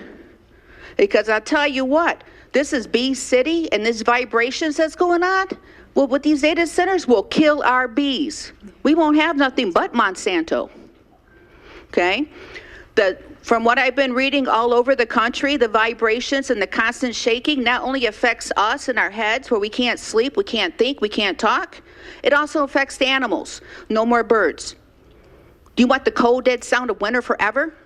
I don't. I like birds. Thank you. Your time's up. Can I say about the deer? We got to protect the deer too. Thank you, Andrea. Who is next, Lori? Okay. Hi, I am Chuck. I am a property owner in Township, and I live in the Township. Since this is being recorded and talking heads are hearing it, we could do this quick. I'm against it. Let's see if we can get through more than 30 people. Thank you. Thank you. Next. We need you to find seats. You can't stay. Okay. Katie Bozar. Sorry. Ypsilanti Township resident. There you go. I'm just going to echo the not in my backyard thing. I took this note when Mr. Winters talked about the claim that you were all avoiding a recall. It was the township's idea to move it to West Willow, and then it was the township's idea, I'm assuming now, to move it to Concordia. Our township should not be advocating for a data center, a supercomputing center, or any of those centers on Michigan's fresh water. Thank you. Hi, I'm Lori, Rebecca, there you Township go. resident, Yes. Oak Lawn in Ypsi Township. And I just wanted to ask, Doug, how do we support you when they start to actually file lawsuits, right? Because the Saline Data Center went forward through a consent judgment because the township board there in Saline was threatened with a lawsuit and they said we can't afford to defend it. So how do we show up to tell you that we will help you fight those lawsuits when they file them? That's my first question. And how are you communicating with all of us to keep us abreast of what you're doing day to day? Like, again, somebody suggested a sign-up sheet, old school, right, bake sale, anything to tell us what you guys are doing and the help that you need. Folks need to Google general strike and stop the data. All of you who want to get together with your neighbors and do these things that we're talking about, stop the data. Thank you. Who's next? Mila? My name's Laura Witkowski. I'm a Ypsilanti Township resident, and I just wanted to say, having to stare at this picture during this meeting has my blood boiling. A friend of mine today, we just had this conversation, she was like, I want to drive by the barn. I want to see what it's all about. She said, I knew I would be mad. I did not realize how emotional I would be. The waste of space, the complete lack of regard for humans and animals, and for what? And these diabolical morons up here, you can look this up. More than one of these people during their speeches was like, we don't know what we're doing. Like, they are diabolical. Like, we are not talking about people who care about anything but themselves. It really seems like we're in a dystopian movie, but none of these people should be trusted, and don't believe a word anyone says because they're full of it. Anyway, you already know that. Thanks to everybody who hates this as much as I do. Thank you. Lori? Hello, everyone. My name is Kyle Mazarant, and I've lived in Ypsi since about 2019. And for people who maybe have heard of that last name before, down in Frenchtown, Monroe, I have a very big family, and there are some people way off in the extended parts of my family that are trying to sell land for these data centers. But just as my father is fighting those data centers down there, I'm very proud to stand amongst this community and fight the data centers up here. Today, I wanted to really, a lot of people have said I have a lot of what I wanted to say, but I really want to really shine the light on how data centers and the people who are pushing them cannot be trusted. If you give them an inch, they'll absolutely take a mile. Today I was reading about in Imperial Valley out west, which is near the Colorado River, they had made a statement that they were not going to be draining any water from the Colorado River. It would all be contained. Today they are suing to try to drain millions of gallons of water from the Colorado River in a drought-sensitive area that is already experiencing so much drought from climate change. Here in Michigan, we are obviously one of the biggest sources of fresh water in the in America, in the Western world, and we need to fight and protect that resource, our greatest resource, because it's only going to get more and more important as these droughts and climate change continue to affect water across the country. And so, we need to denounce, we need to delay, and we need to obstruct as much as possible these data centers, because every day that we buy time stopping them from getting pudding, stopping them from taking that inch, is another day where they'll just decide it's not worth the money anymore. We're bleeding money, we can't do it, shut it down or go somewhere else, but we don't want them to go anywhere. We want them to go away. So I'm proud to see so much community outreach. I'm very proud of this community. I've been saving up to buy a house and property since I was 18. I'm 32 now. I would love to buy a house in Ypsilanti Township. I'm proud to be a part of this community, and I hope we can keep rallying together, right, left, center. We've got more in common with each other than we do to the people at the top. We need to rally, and we need to fight for what's right for everyone and future generations to come. Thank you so much. Thank you. Mila?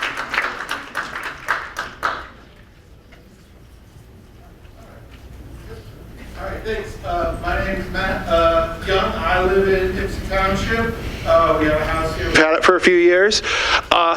You guys say you're doing all you can, and I'm not going to challenge that, but there's all these townships, all these different councils trying to fight data centers. You guys need to brainstorm together to find some new barriers. Those of us, any barriers we can obstruct to stop them from building these data centers. It's not just not in my backyard, it's like not in this state, preferably not in this country. Something that all of us who showed up can do is we gotta like keep working at this, not just show up and just say that that's good, we did our job, but we gotta keep working at it. And we can't use any of these AI products that these kind of people like Altman's up there is promoting, because we need to see not only do we not want these data centers, we don't want these products, these services anymore. And then they'll have no need for them because no one will want it.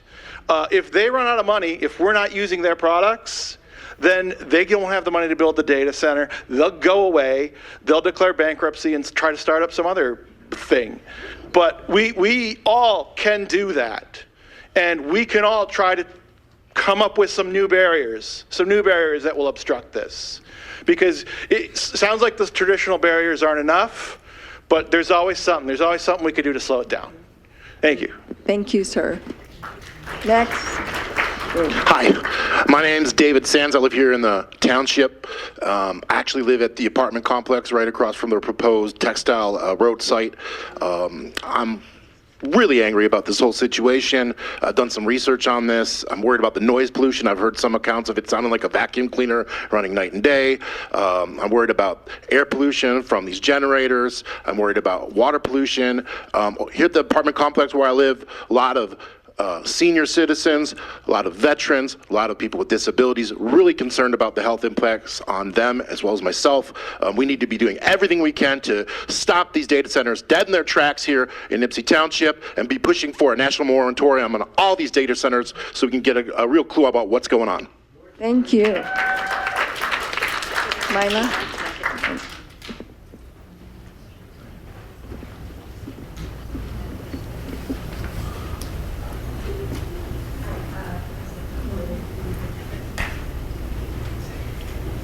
Can you hear me?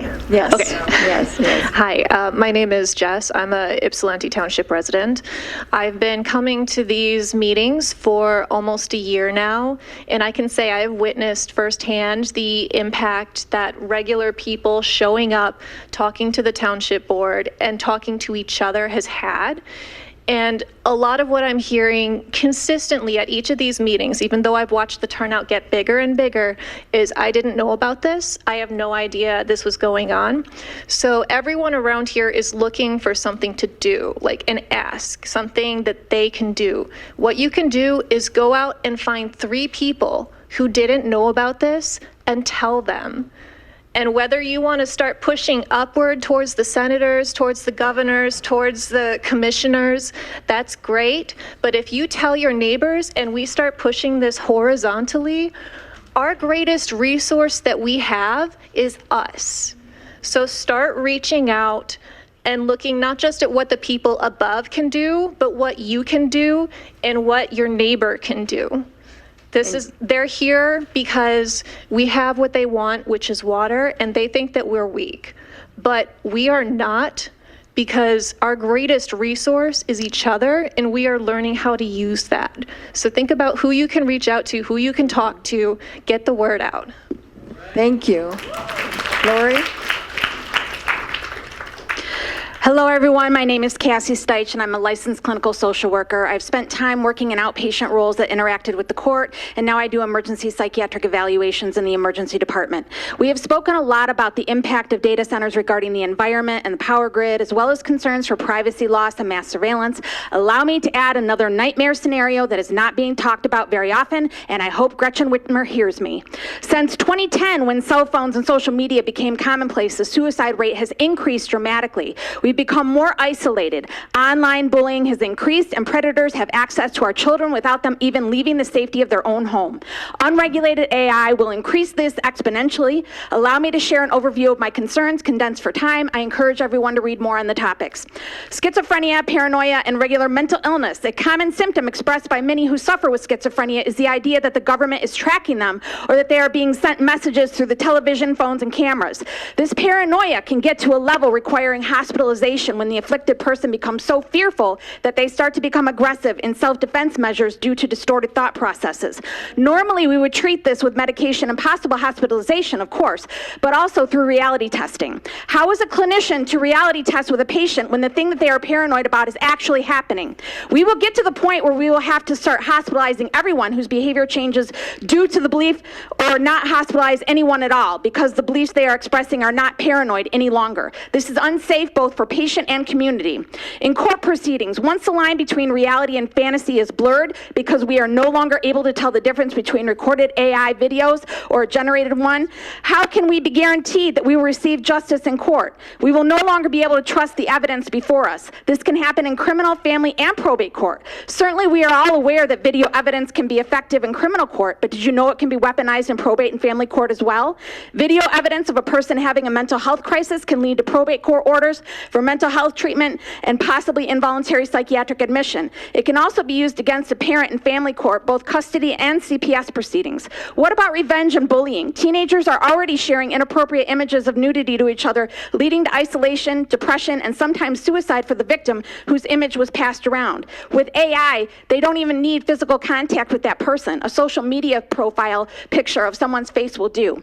This can also impact entire families. Revenge porn, CSAM, AI videos of philandering spouses, all of this and more just at a person's fingertips. It is devastatingly irresponsible to proceed with AI without appropriate guardrails. Thank you for your time. And for those of you who are interested in organizing, next Tuesday, 5:30, Capitol Steps, people are showing up. Bring your signs. And also, I am also working on something in Saline to try to help slow things down there. So if you're interested, keep your eye out and I'll give you more information. Thank you. Mila? My name is Abby. I'm not a resident here. I'm a resident in Detroit, but have close community members here, and was brought here through a horizontal push, as it was put, by my neighbors. I come to you as an avid hiker and a lover of the outdoors. I feel very compelled as a steward of the earth that we all inhabit together, to protect our home communities environmentally, be that against air pollution, against water pollution, and just against waste of land resources in general and taking away potential green spaces, etc. I may not look like it at the moment, but I come to you as a physician as well, a resident in obstetrics and gynecology. I deliver babies nearly every day of my life to today.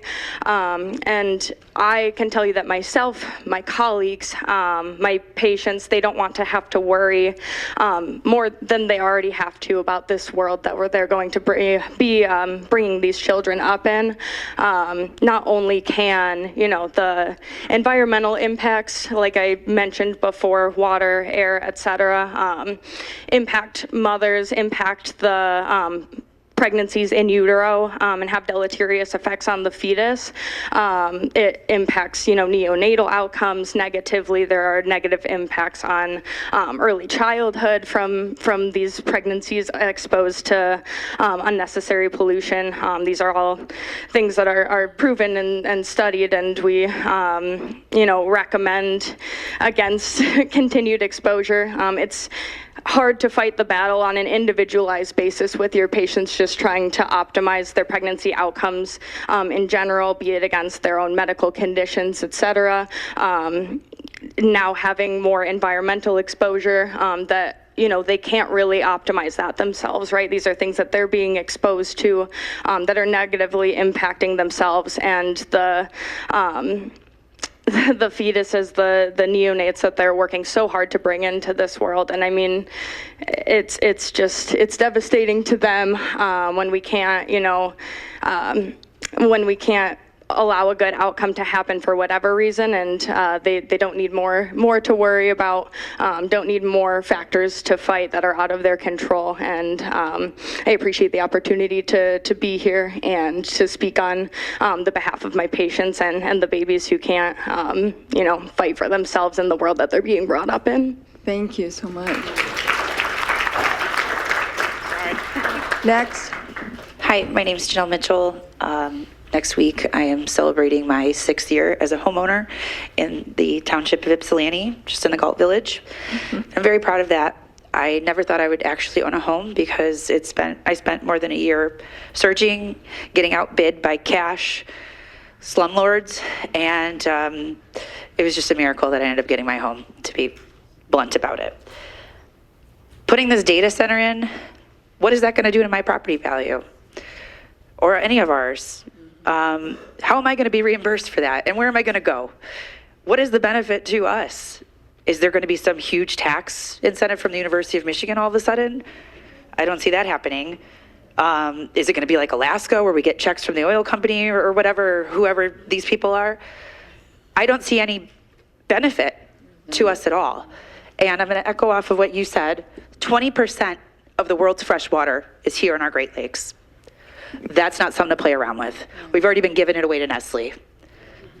Enough is enough. We can't let these chemical companies, these bozos, muddy up our water supply, because that's the next thing we're gonna be fighting over. I don't really know what else to say other than I'm here to support all of the neighbors who have children and couldn't make it today. There's a lot more than 30 down on my street that would love to be here. I'll say that. Thank you. Myla? Hi, my name is Kate McDonald. I'm an Ypsilanti Township resident and a U of M worker. So I'm kind of used to getting taken advantage of by the University of Michigan on multiple fronts. And I really applaud the people here that are taking a stand against both the University of Michigan and Los Alamos.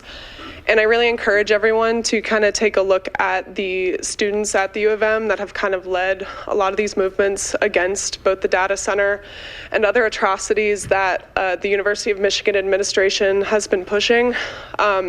They've really been just fantastic. Some of these kids as young as 19 spearheading these creative protests.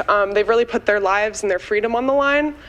And I encourage everyone to not only support the students that are standing up in protest of the data center and other really important issues at the moment, but to also learn from them. We have a lot to learn from our activists that are currently sitting in jail for protesting the atrocities in Palestine and the University of Michigan's involvement in that. And yeah, I think that our student activists can teach us a lot, and we owe them our support, and we should be their students as well. Thank you. Thank you. Lori?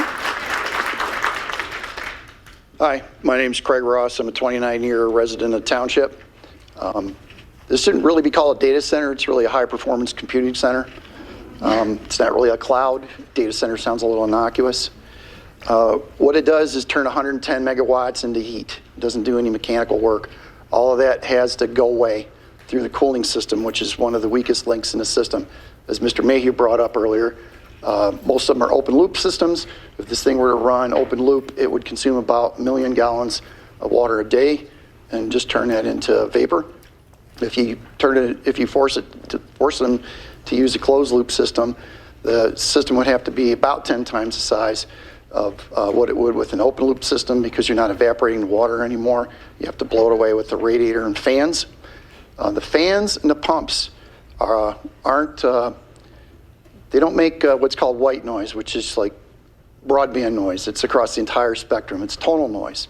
The way we regulate sound is by the state ordinances, state law, I think, is 65 decibels during a day, 55 at night. Ann Arbor's is 55, but that's assuming white noise. Tonal noise, which all these pumps and fans will be, they're running synchronous motors. They'll have spectral content that's not unlike motors and engines and so forth. That will bother you at levels that are way below 65 or 55 decibels. Doug Winters talked about the water and the PFAS and so forth. We don't know what's in the portion of the water that would be inside the system even before it goes to the water to air system portion of the cooling. That is the coolant that gets directly to the chips. But that will leak. It has tens of thousands of connections in it, and eventually those will leak. And so you've got this containment issue. Some of that stuff will get into the effluent that goes into YCUA, hence the moratorium. None of that's regulated, so the waste of these systems is underregulated. The noise that they make is underregulated. I think there's an opportunity here for perhaps the board, certainly the state, to create ordinances or state laws that are stiff enough to basically put this thing out of business. Thank you. Thank you. Mila? Yep. Hi, my name is Lauren, and I happen to live in the host city for the University of Michigan. I apologize.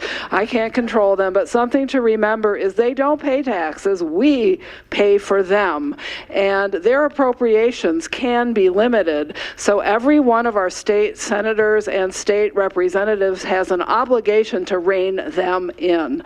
Also, the War Department is the only department of our federal government that cannot and never has passed an audit in recent years. We also pay for them. And we cannot control any of this individually. I so agree with the people who are saying, let's not fall into the NIMBY trap. And also in terms of the water, Ann Arbor's water is at risk because the city of Ann Arbor and our current mayor refused to try to engage in getting Superfund status for the Gelman plume, which is getting very close to destroying the drinking water for the city of Ann Arbor. And guess where they want to get it if we can't get it anymore on our own? From your water. We all are in the same water. What people cannot live without water. And the people who generate these crazy ideas and the hyperscale data centers, the military war games, whatever you want to call them, they're evil, they're selfish.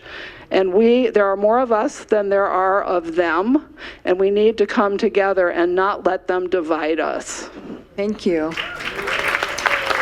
Lori? Hi, my name is Ethan Click. I'm a resident here in Ypsi. I also work at a research journal here that is in Ann Arbor. And if I could quote a famous scientist, they were too concerned whether or not that they couldn't figure out whether or not they should. And a lot of the talk that I've heard is about they don't know what they're doing, and they haven't done the research, and they don't have any regulations, and they're forcing these data centers to be built when they don't have, or when they know there are no regulations being built. So I think we need research done before, not after, and we need regulations before, not after. Thank you. Mila? Hi, I'm Allie. I just graduated from Eastern Michigan this past year. I love this community. It's vibrant and beautiful. I work in public Great Lakes ecology research, and we've been cut to pieces by the current administration. So many scientists in my building and down the street in our other federal facilities have been fired. So many departments have been cut, and that is so unfortunate. The billionaire class is orchestrating these cuts, and public universities, which are supposed to be serving us, the community, are participating in these things, obviously, with this project, and it's shameful. This is a personal issue between us and them. There are scientists and representatives who serve the community, and there are those who facilitate the dystopian dreams of the ultra-wealthy. Many of us have already mentioned the fact that AI has already been weaponized against us en masse. Nuclear weaponry serves only to destroy the planet, also en masse, of course. I encourage you to email Stephen Cecchio, which is UM and Los Alamos Project's lead. He has been a mechanical engineering professor at UM since the 90s, and he has completely blindsided the community with this project. Flood his inbox at cecchio@umich.edu. You can just look him up. And also call the UM Government Relations Vice President, Chris Kolb. You can call his office and leave messages, and hopefully they will redeem their evil actions in response to our community's pushback. Thank you. Lori? Hi, my name is Ivy. I'm a new resident of Ypsilanti as of this year. This message is directed towards all of our elected officials. You cannot support this community while supporting data centers. You must choose one or the other. As our representatives, it is your duty to represent the community, and the community does not want this data center or any data centers.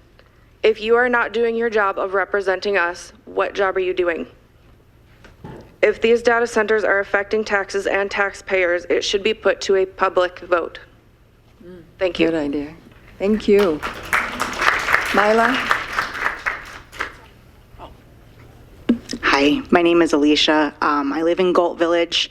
I attended the University of Michigan Flint, so I have firsthand experience of how they treat disadvantaged communities and how they treat people from those communities. They've decimated my school. Anyway, I went to the open house that they did at the golf course, the Marriott. I was talking to a gentleman there, one of the researchers, and he said that I don't know how much of this is true, but he said that Los Alamos is actually very nervous about the delays, that U of M is very nervous about losing that partnership because they're worried about losing Los Alamos.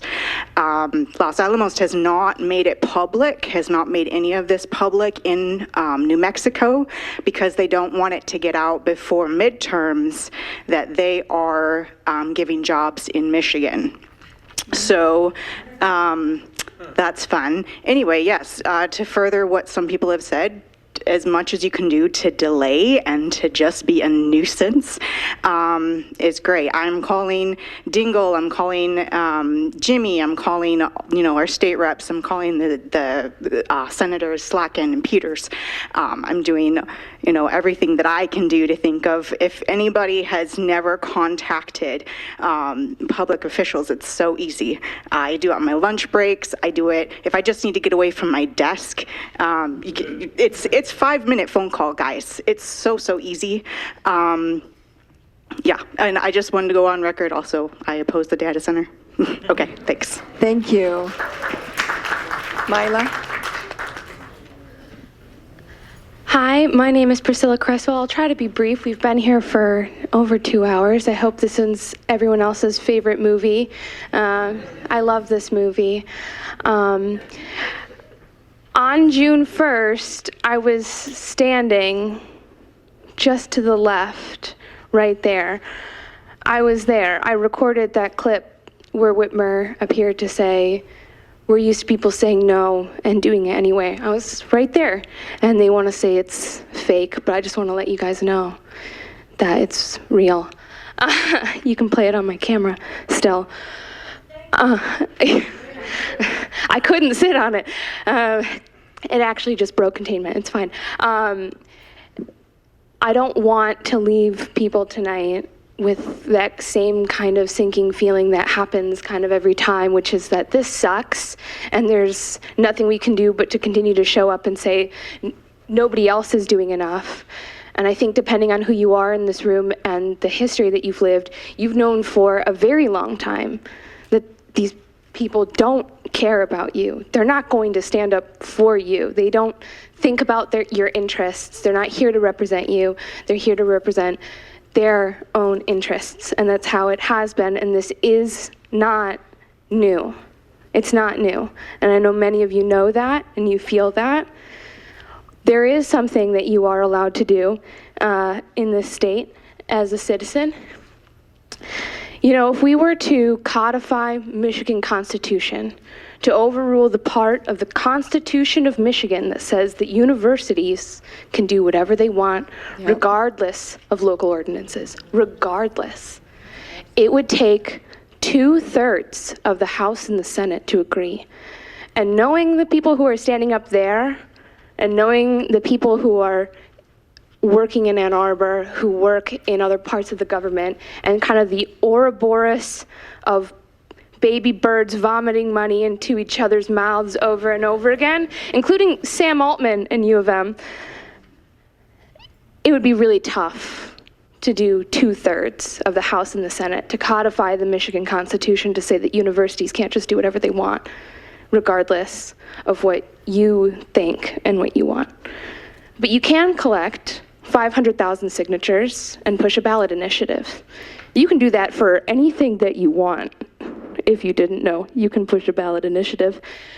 I encourage you to think about it, and as these township boards, as you think, what can you do while you can't help a citizen ballot initiative on your public accounted for time, you can publicly endorse. You can work with other townships to help provide your personal endorsements and your other personal resources to push for things that are going to make your job easier.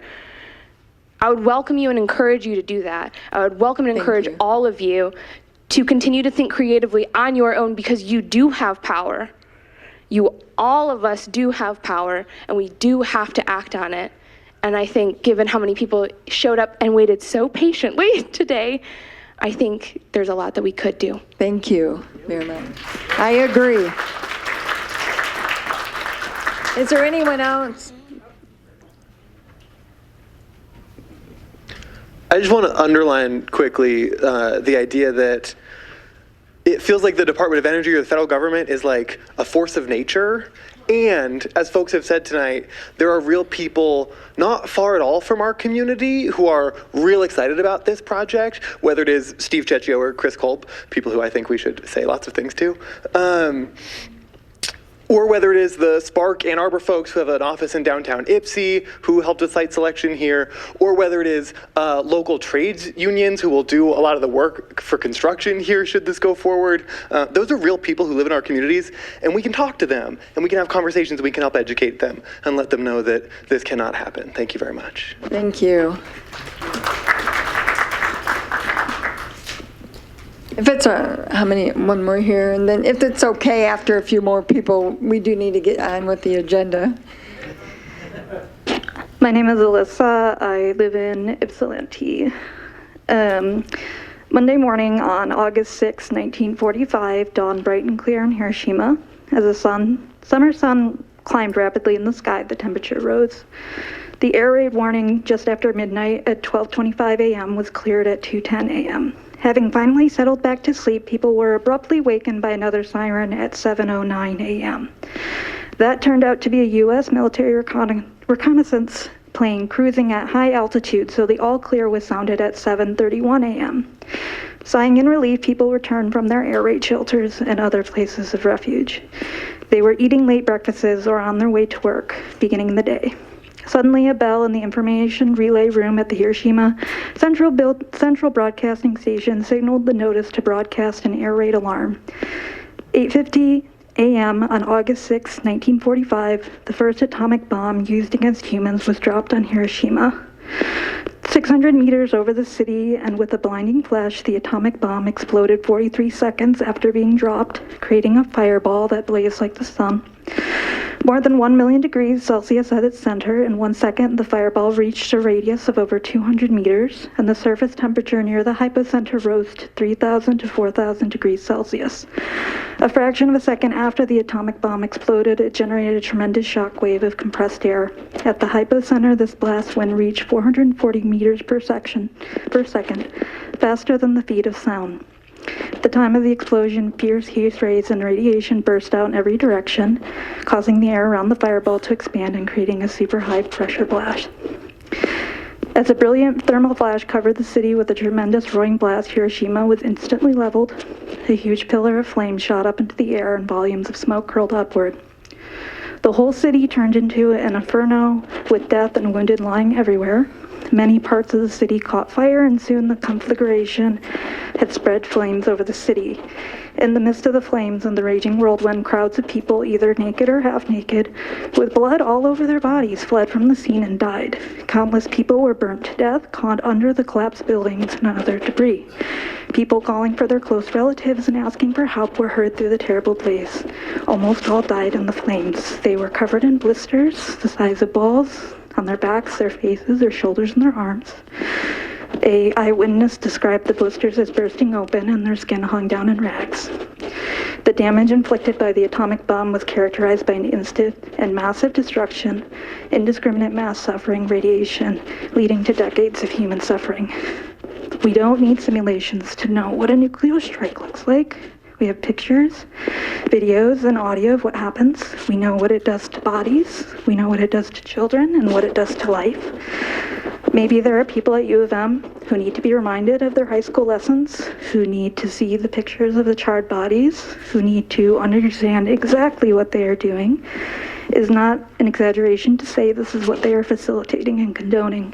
It is not imaginary. Los Alamos has done this before, and they are telling us we need your water so that we can think about doing this again. I'm sorry, but your time is up. Thank you, though. So, Thank you very much. Lori? Hi, I'm Elena Freeman. I'm a township homeowner. I'm against the data center. And I just wanted to call out U of M because they really love their status as an elite university, but they're also an essential part of the war machine. They're now like the largest recipient of Department of Defense funding, and that this project is a part of. And they know that what they're doing is wrong and that the people are against them. And I think just a few weeks ago in the Michigan legislature, they tried to push a constitutional amendment that would allow, or that would turn the university regent positions, which are, democratically elected, turn them into government appointees. They want to take away what power we do have because they're afraid of what we feel, and they know what they're doing is wrong. But we can still stop them, and luckily that failed. But we are all on the same side against them. Thank you. Thank you. All right. Well, yes. Hello. I just wanted to say thank you to everybody who came out. I am a longtime resident. I was born and raised here. I'm still quite young, so I don't own my house here in Ypsi, but I hope that one day I can. As somebody who was born right at Trinity Health, raised by a single parent and multiple siblings. I've lived everywhere in Ypsilanti, every city or every part of the city, DeSoto. I've lived on McCartney. I've lived literally every place that Ypsi could offer. I've seen the council come and go. Don't mean any disrespect, but I've seen the way that the city has changed with me and without me. And I also have seen the way the youth have grown in the city as a youth who once lived here. And I now teach children in the city of Ann Arbor, in the city of Ypsi. I've been teaching for quite some time in the city, and I just see the way the children are being affected. I wake up every morning saddened and hurt by what the children are saying. They are aware. They know the things that are happening in their city, and they know the effects of AI, and they know the effects of what these data centers are going to do. So I implore you to talk to your children. I implore you to have conversations with your children. I implore you to hold your children and keep them in your hearts as we go through this together as a community. And I just speak for myself as a teacher and as the people in my community as teachers, and the way that we are being affected by the effects of AI and what they're doing to our children and their brains. So I just wanted to say thank you to everybody here, and I also want to say thank your youth, thank the youth at the students, thank your community members, and we are in this together. Thank you. Thank you. All right. Board members, is everyone done? Okay. Are there any board members' comments before we move on to the agenda? Trustee Rowe? Yeah, I was doing, of course, some more research, looking at who else we could contact. But anyways, I actually decided to go to Los Alamos' website, and their own website, just for those who try to say that it says that a high target, it's ridiculous because their own website says that Los Alamos National Laboratory is a design lab for 4 of 7 of the U.S. weapons systems for the Department of Energy. The B-61 gravity bomb, which is deployed to strategically and tactical aircraft, so it's a bunch of different aircraft that goes on, Then the W-78, which is a ballistic missile, which is carried by the U.S. Air Force, and the W-76 and the W-88 is a U.S. Navy, goes on U.S. Navy Trident missile submarines. Then another thing that really kind of scared me reading the whole thing is that the only folks who do the annual assessment, guess who that is? No. The President of the United States, Secretary of Energy and Defense. So that really made me feel really good about what's going on. I want to just say thanks to all y'all for coming out. And believe me, we've all scattered. I don't know who that group is that meets and stuff. So if someone could just email us as Township, who you are or how we can contact you or be on your page. I know that you're out there because I read a lot, but I don't know like what the official way to actually, to get a hold. So if, you could provide that information, that would be really great. And I just want to say this because I think that there's still a great misunderstanding. Our data center here is different. It's different because it's U of M. And the idea that we can change the Constitution, I'll be a part of that. And if somebody wants to take the lead, and I know, because we've talked about it up here, is that can we get that ballot initiative going? And would that be something that would really, we know that would help if we could just get it started. Even research the number of people who have to sign that. But because it's U of M, they don't have to do anything. We don't get to vote on anything. Not like Van Buren and not like Augusta, not like, we will not get to vote on anything. They don't have to even submit a plan here. Nothing comes here. So we don't, as far as anything technical, we won't, the Yucca thing, of course, is totally different on the water, and there's some other stuff that's come up, but it's all gonna go through the state of Michigan and Eagle, and they're the folks that they're gonna go through. And then, of course, we're planning other kinds of avenues too that are going to get out there. Don't forget to write and email the Board of Regents. They're the ones that voted on this, so don't forget them. That's all. Thanks for coming. Thank you. Any other board member? Yes. Clerk Swanson. So I just want to say thank you to everyone for coming. Again, we see you, we hear you. We do care about you. You matter. The other name that I would want to add to the list of contacts is Paul Corliss, who is he's like a public relations speaker. He was quoted in the article when we passed when Yucca passed the moratorium as that he was disappointed in the elected officials, that we're not reciprocating.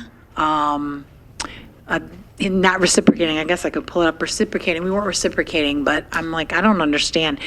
Just so people know, we've never been in any meeting with Paul Corliss. Little research, he was hired after January 2016. He came here from Texas. 2026? Sorry, 2026, sorry. He came here after January, and he's now the person that speaks on behalf of U of M.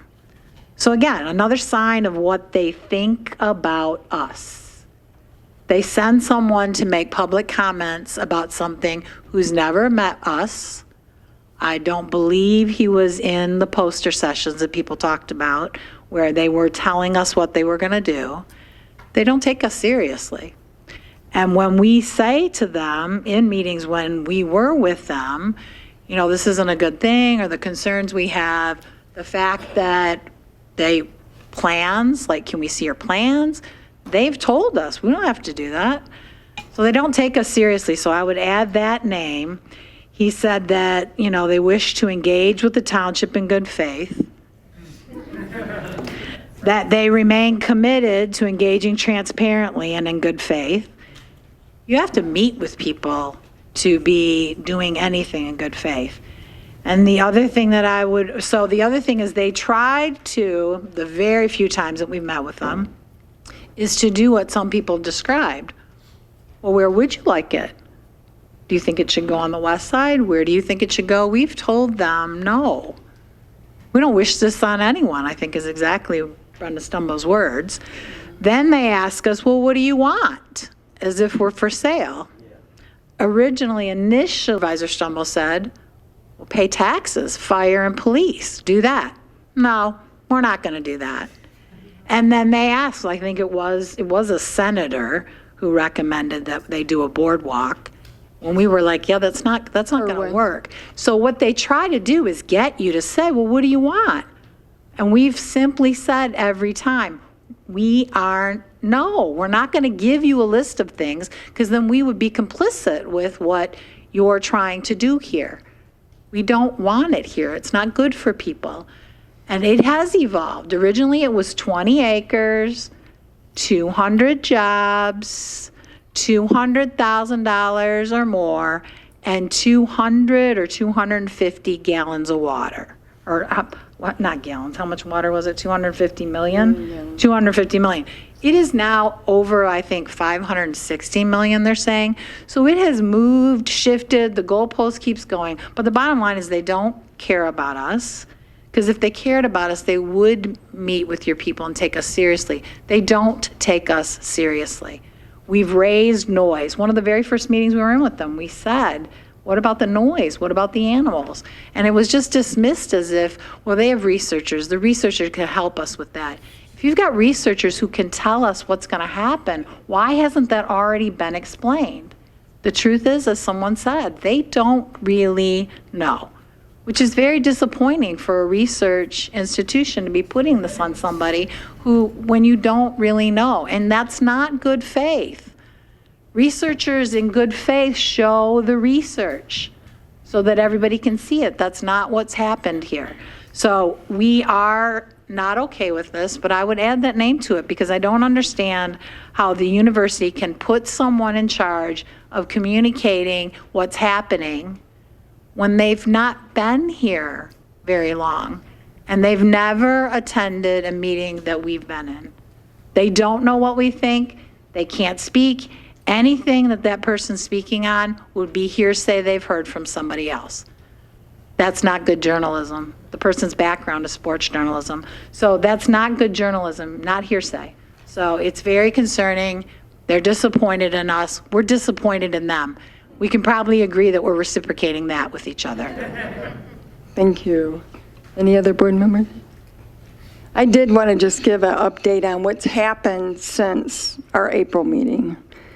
April 19th, at a Democratic convention, Regent Paul Brown of U of M told multiple officials that him and his fellow regents have killed the Textile Road location as a potential option for the university-planned Los Alamos National Laboratory site. Representative Wilson stated in an article on MLive that would leave only one possible location remaining, the Willow Run site. The board has taken a position, this board has taken a position, no Los Alamos anywhere. And we want to make that clear. April 21st, we heard from U of M through a threatening legal letter from their attorney that was sent to the Yucca board prior to the April 22nd YCUA board. April 22nd, Yucca approved a one-year moratorium. This made local, state, and national news.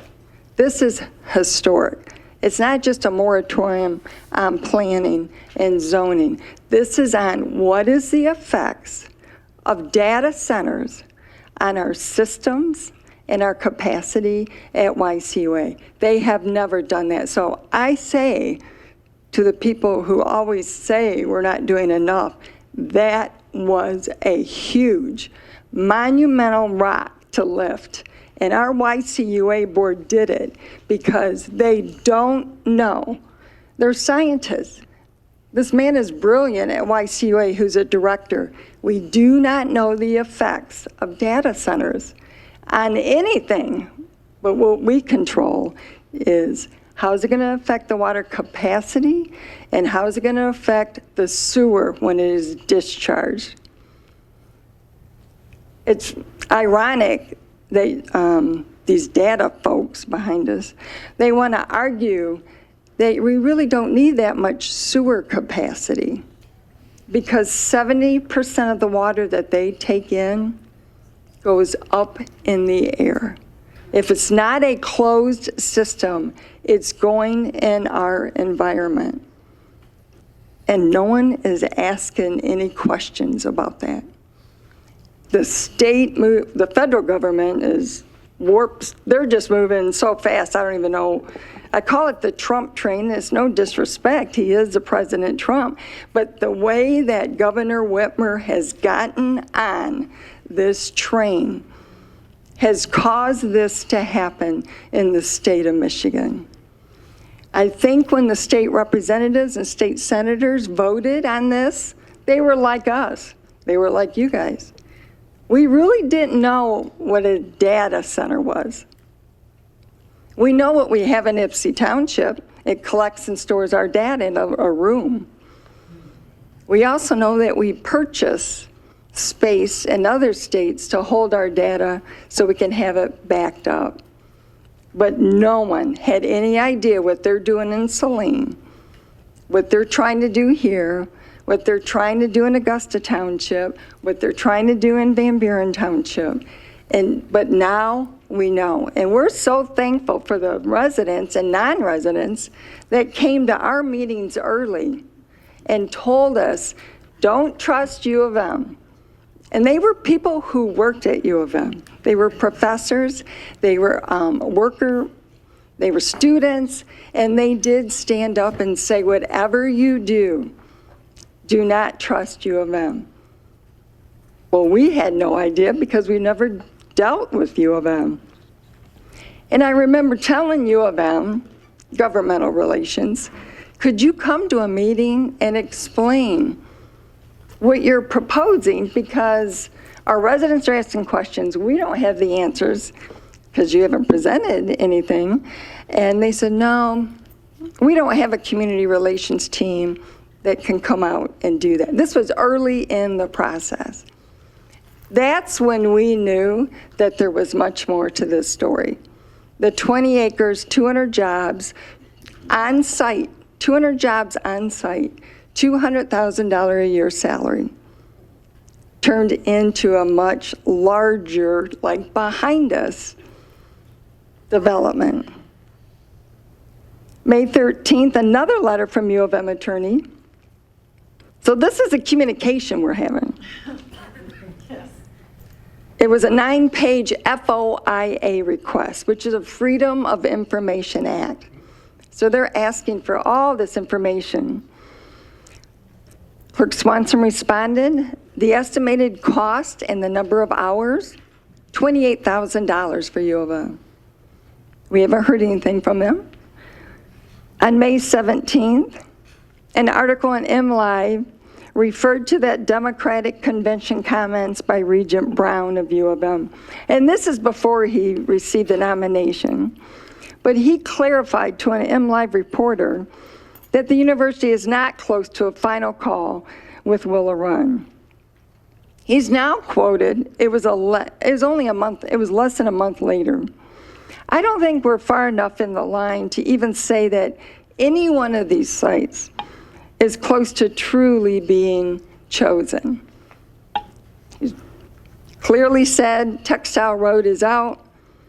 And now 30 days later from his announcement and trying to get the endorsement from the Michigan delegates that attended, he is backpedaling. Then it says, several sources from elected to university officials told MLive they expect Willow Run location to be selected this summer, with one pointing to mid-July deadline. So that is everything that we learn, we read. We get it in the newspaper or someone sends us information. Thank God for people who's really stepped up to try to help inform us in New Mexico as well. So now the CEO of the American Center for Mobility, which is the place where the Willow Run site, he steps down. Paul Krutko, who's the CEO of Spark. Remember Spark? He takes the appointed position of the American Center for Mobility. It's all woven together. It is, his comments were, from Spark's perspective, we think Los Alamos is an absolute vital project that needs to happen. He confirmed that U of M has expressed interest in acquiring the site. Jimmy Wilson says it's probably in the best interest of ACM to make a deal that takes care of all this debt. What you have to understand is the state of Michigan had promised the American Center for Mobility the year before that they were going to forgive the debt of $35 million, which they forgive debt all the time at the state of Michigan. But they didn't do it for the American Center for Mobility.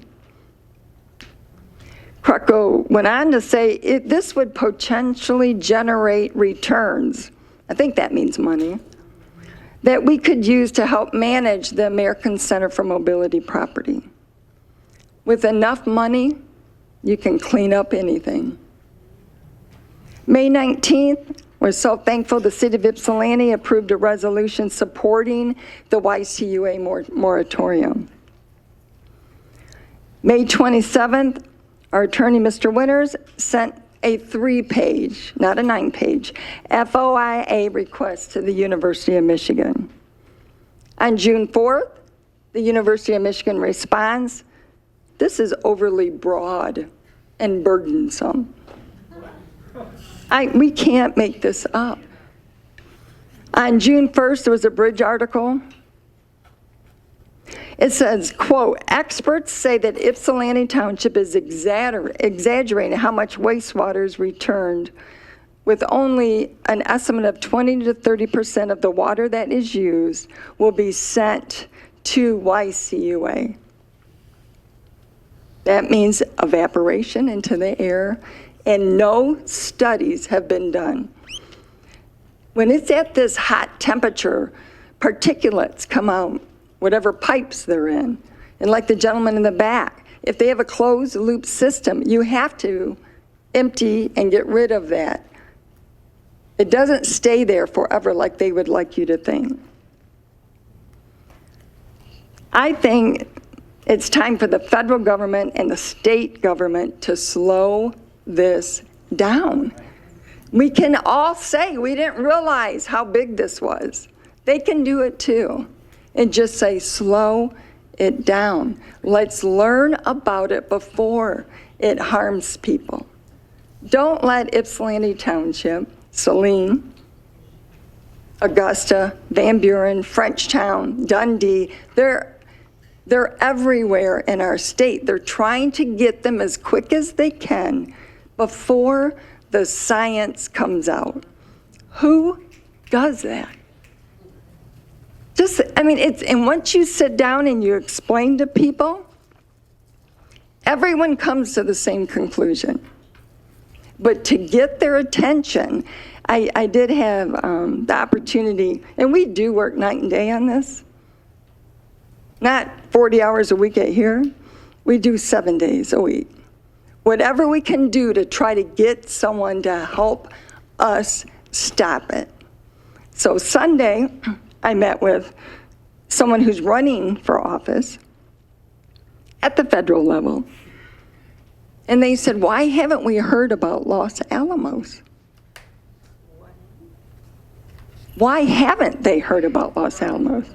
That is the question. For some reason, this is not getting out. It's in the newspaper. I guess you can Google it. I know we shouldn't do that, but it's not as prominent as Saline, even Van Buren. We were first. They came, the first data center, or what's the word they want to use? It's not a data center. Computational center was here. The first one was University of Michigan in Ypsilanti Township. So why, and I know it's because it's University of Michigan, I want to say, this is about the Board of Regents. It's not about the people who work there. It's not about their football teams and their basketball teams and the women's, because we do love the University of Michigan. We do not love, nor do we appreciate what the Board of Regents is doing to our community. It needs to stop. And everyone that showed up here today, we greatly appreciate it. But we need to keep going, and we will keep going. like everyone has said, by doing it together. I think Walbridge, who, by the way, did the American Center for Mobility with the state of Michigan. These players are the same players. Ann Arbor Spark, Walbridge, the state of Michigan. That's who did the American Center for Mobility when they repurposed the General Motors plant. And when it was demolished, they came up with this, and they do pay taxes.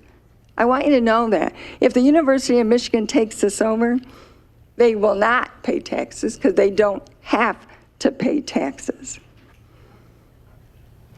And I know we matter, but it feels like we don't matter because the University of Michigan, you've lost your way.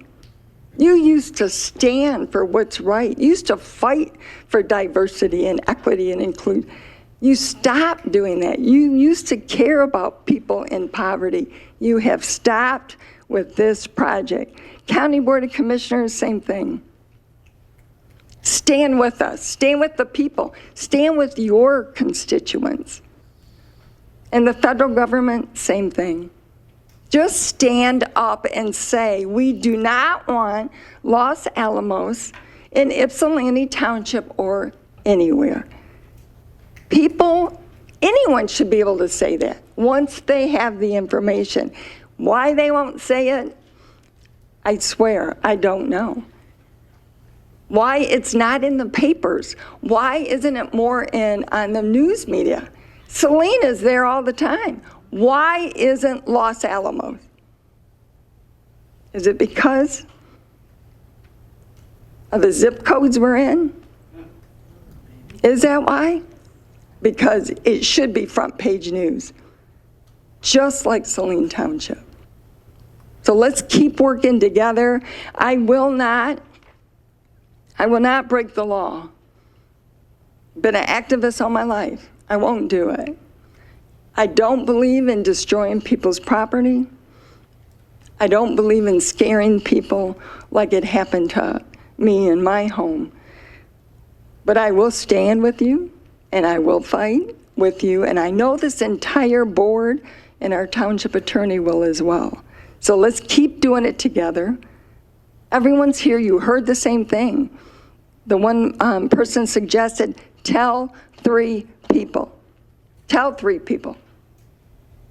Go out today, send an email. On our website, all the contacts for every elected official is on our website. We're trying to get the information up there. I don't know if they're controlling the internet like they did in Saline Township. I heard they lowered the speed of the internet so people really couldn't transmit out what was going on. I don't know if that's true. I know you can do geothermal or geo something. Something. They can stop that from happening. Let's not let them stop us. And Leah, everyone that's here today, thank you for caring enough to come to this meeting and sit here for 2 hours. And our work has just begun. Thank you. We're going to continue with our meeting. Thank you, everyone.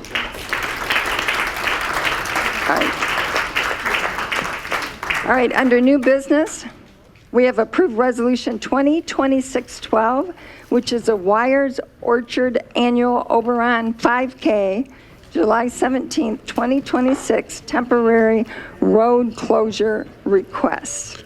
So moved. Oh, sorry. Motion Eldridge. And in light of the meeting, is that okay? We not read our support row? Are there questions or comments on this? Hearing none, all in favor? Aye. Opposed?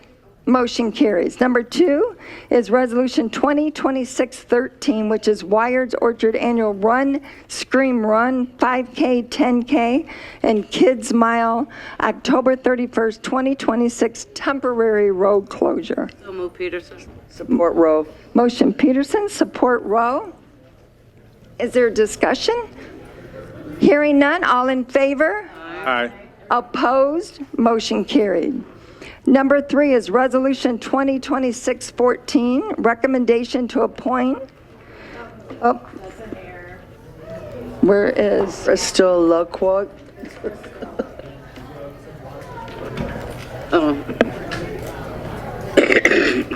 Crystal LaCoy? What? LaCoy. To our Planning Commission with a term ending 12/31/2026. So moved. Support. Motion Rowe, support Eldridge. Discussion? All in favor? Aye.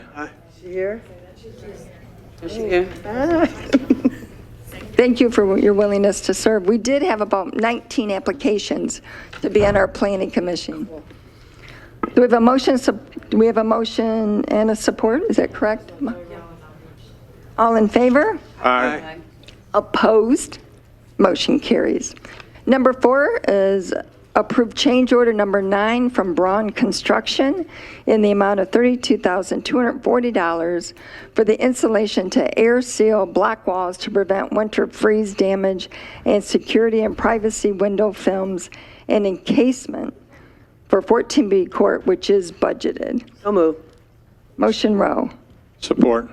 Support Eldridge. Is there discussion on this? Does this bring to, is this the last bill for this project? They've got less than 10,000 left. Okay, oh, we're almost there. This is 14B Court project. We have a motion support. All in favor? Aye. Opposed? Motion carried. Number 5 is to approve the 2026 Washtenaw County Senior Nutrition Contract funded by the Washtenaw County Older Persons Millage. So moved, Peterson. Support. Motion Peterson, support Newman. Is there discussion on this? Hearing none, all in favor? Aye. Opposed? Motion carries. Number 6 is to waive the bidding portion of the financial policy and approve the single source quote for $126,986 from Bill Carr Signs for the purchase and installation of 3 replacement signs, which are located at the fire stations 1, 2, and 4, which is budgeted contingent upon a budget amendment. So moved. Motion Eldridge. Support Thornton. Support Thornton. So these are the electronic signs that give messages, and they are, we call them a single source because they have already done the other signs throughout the township, so they're consistent. And they will be on Textile Road Fire Station, Ford Boulevard's Fire Station, and the west side. Ellsworth, Hewitt. So, and they'll have messages on them as well, so we can alert people when needed and to communicate with residents. Questions or comments? Madam Chair? Yes. Madam Chair? Yes. So these signs will replace the old signs that we just put up a couple years ago, or they're still going to be present on the site? So will there be 2 signs, or you're lifting them up and put the new signs in? Good evening. I'm Thank sorry, you. I don't hear so well when there's background noise. Okay, John. First is, unfortunately, it's fire stations 1, 3, and 4, so that's my mistake on rushing that. So these are, I would say, the remaining signs in the township that have not been replaced as part of the sign overhaul that we've done over the last 2.5 years. So these would, all the 3 locations are forward-facing right now and single-sided. So this is going to remove all 3, make them double-sided to be horizontal with the road so you can see it from both sides. And then as Supervisor Stumbo said, add LEDs to both sides, which is going to be much like the sign we have out front of the Civic Center. It's also going to use the same Think sign technology, which will make it very easy for our web admin, Becky, to update all the LED signage to be consistent on all 4 signs now. Got it. Yes. Trustee Rowe? So when you said, I got mixed up, when you said it's going to face the road, so right now, and I'll take responsibility because we put those up when I was supervisor, but they go, you know, you have to be like, face it, you have to look at it. Instead of having it go this way, we can read it. Yep, so it is in the packet. So it's a good examples. We do have the photo, like for, I'm sure you can't see it from here. If Marlo can scroll down a few pages. They actually have the artwork of the existing, And so that's what they're all going to look like. But then like Station 3 there is facing, I would say, the drivers as you drive by, where now it's going to be flips. You can see it whether you're going on either side of the You're road. going east or west, north or south, Yep. or whatever. All right. Thank you. Question, any other questions? Mr. Winters had a few corrections that he shared with you. Were you able to get them corrected? Yeah, I was able to get that corrected or clarified. The statement, which I did forward to the full-time electeds and Doug, as well as the certificate of their insurance. And I do want to add, and the fire chief might be able to speak better on this, but this project is primarily funded from a public safety revenue. So 119 of the total is going to be funded from that. Only 7,000 is going to come from the fire station budget. Thank you. So we have a motion support. All in favor? Aye.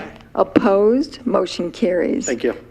Thank you. Number 7 is to waive the bidding portion of the financial policy and approve a quote for $15,285 from A.F. Smith Electric to repair and replace 20 ball field lights at the community center, which is budgeted contingent upon the budget amendment. So move. Motion Rowe. Support. Support Thornton. Is there discussion on this? Hearing none, all in favor? Aye. Opposed? Motion carries. Number 8 is to approve the development agreement for the construction of the new Urban Air Adventure Park, which is at 2850 Washtenaw Avenue for Fountain Plaza is where it's located. So moved. Motion Eldridge. Support Peterson. Mark, would you like to give a quick overview?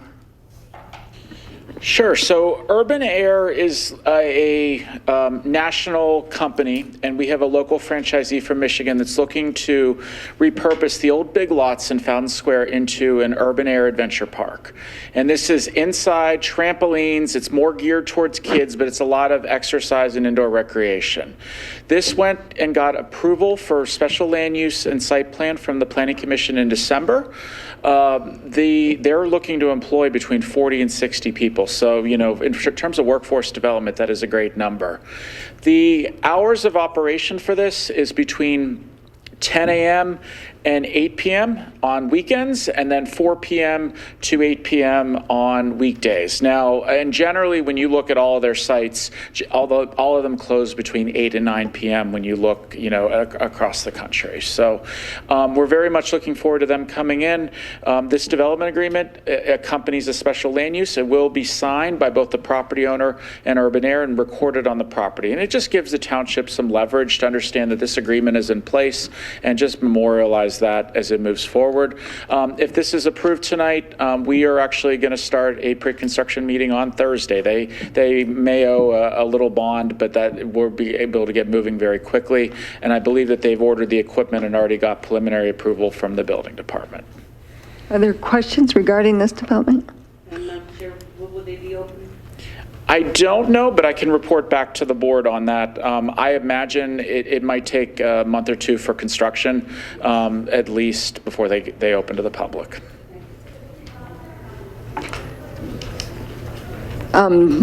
Could you talk about just what Urban Air is, more than what kind of events do they have there?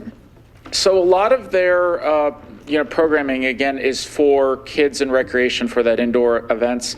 They do private events, birthday parties, stuff like that, where it's still managed by a bunch of employees, but it allows, you can have a personal event there for your loved one or whatnot. But overall, they are open to the public. Unless they're closed for a private event, they're open to the public during those times, and they would be expected to follow the hours of operation even for private events. They wouldn't be allowed to have off-hours events, in the evening. So our indoor recreation is allowed, the zoning code allows it to be open till 11 p.m., but they have volunteered through the special land use that they would only be open till 8 p.m.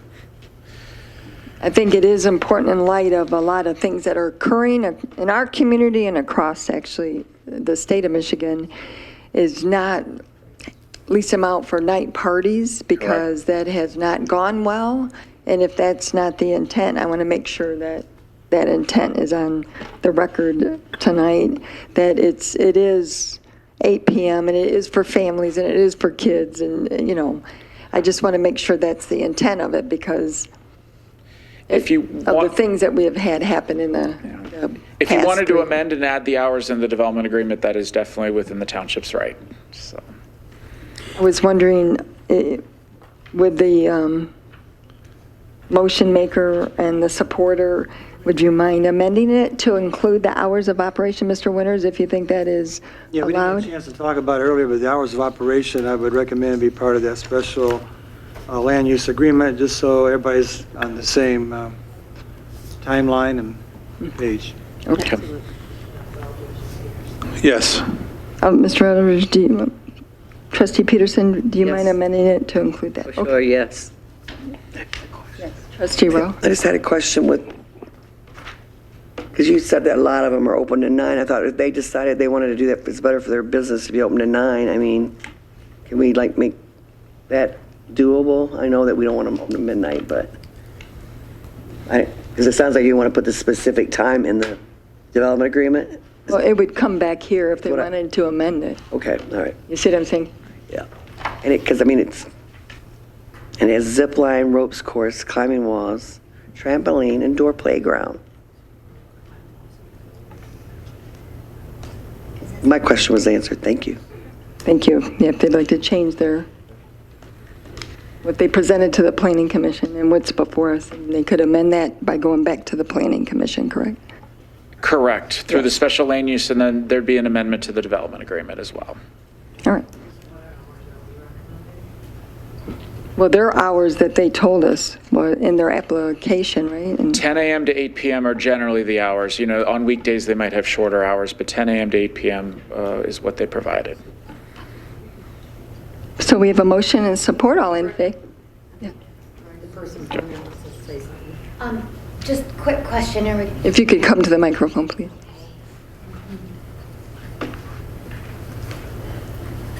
Just kind of supporting the idea of having urban air in the area. Similar to Canton with Sky Zone, I get that there is Best in Games on Carpenter Road, but that is very, very focused on adults and alcohol and drinking. And being a mother of 3 living in Ypsi Township, I love the idea of something finding a home at that area and location. Thank you. I think a 9 p.m. closing would be great. Okay, thank you. So we have a motion and support, all in favor? Aye. Opposed? Motion carries. Number 9 is to approve Carlisle Wortman contract for the planning consultant services in the amount of $13,100 per month, which is budget line item 101-703-801-000. Move. I'm sorry, who was that by? Rowe? Oh, I'm sorry, yeah. Motion Rowe. Support. Support Thornton. Discussion on this? Hearing none, all in favor? Aye. Opposed? Motion carried. Number 10 is to approve an increase in yearly wage for the Director of Golf Operations position from $65,399 to $70,000, which is budgeted. So moved. Motion Eldridge, support Rowe. Discussion? Hearing none, all in favor? Aye. Opposed? Motion carried. Number 11 is Resolution 2026-15, which is a renewal and adoption of the updated mutual aid box alarm system, which is a MABUS agreement. So move. Motion Rowe. Support. Support Eldridge. Chief, I know, would you like to just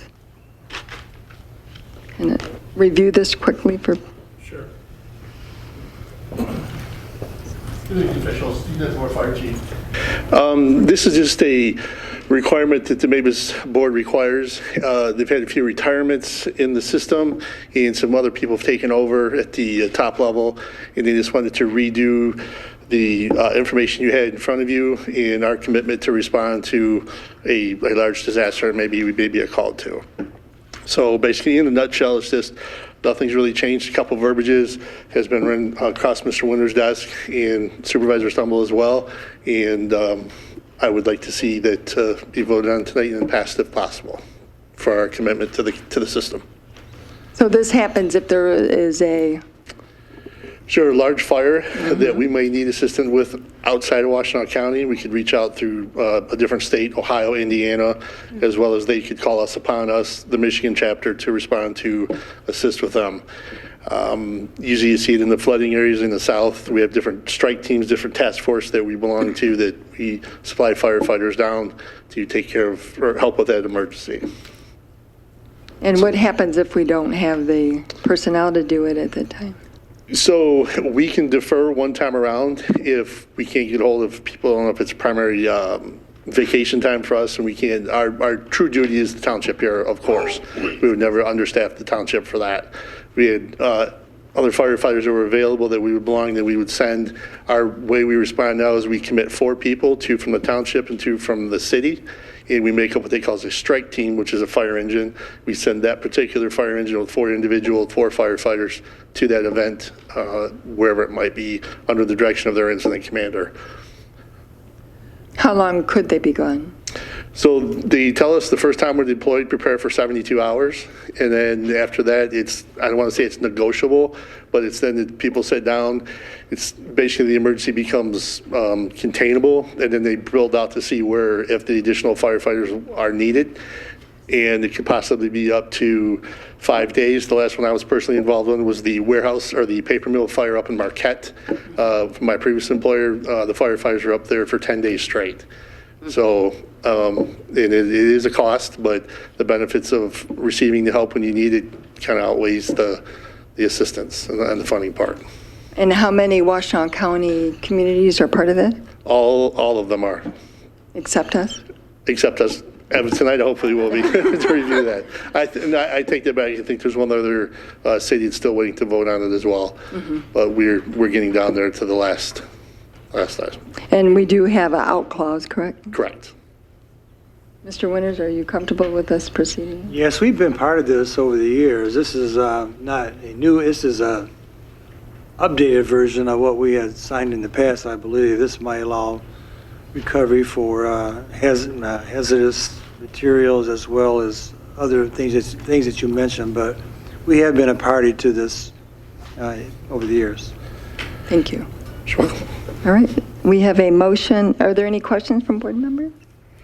Hearing none, we do have a motion and support to approve. All in favor? Aye. Opposed? Motion carried. Number 12 is the budget amendment number 10. Clerk Swenson? You got to read that, yeah.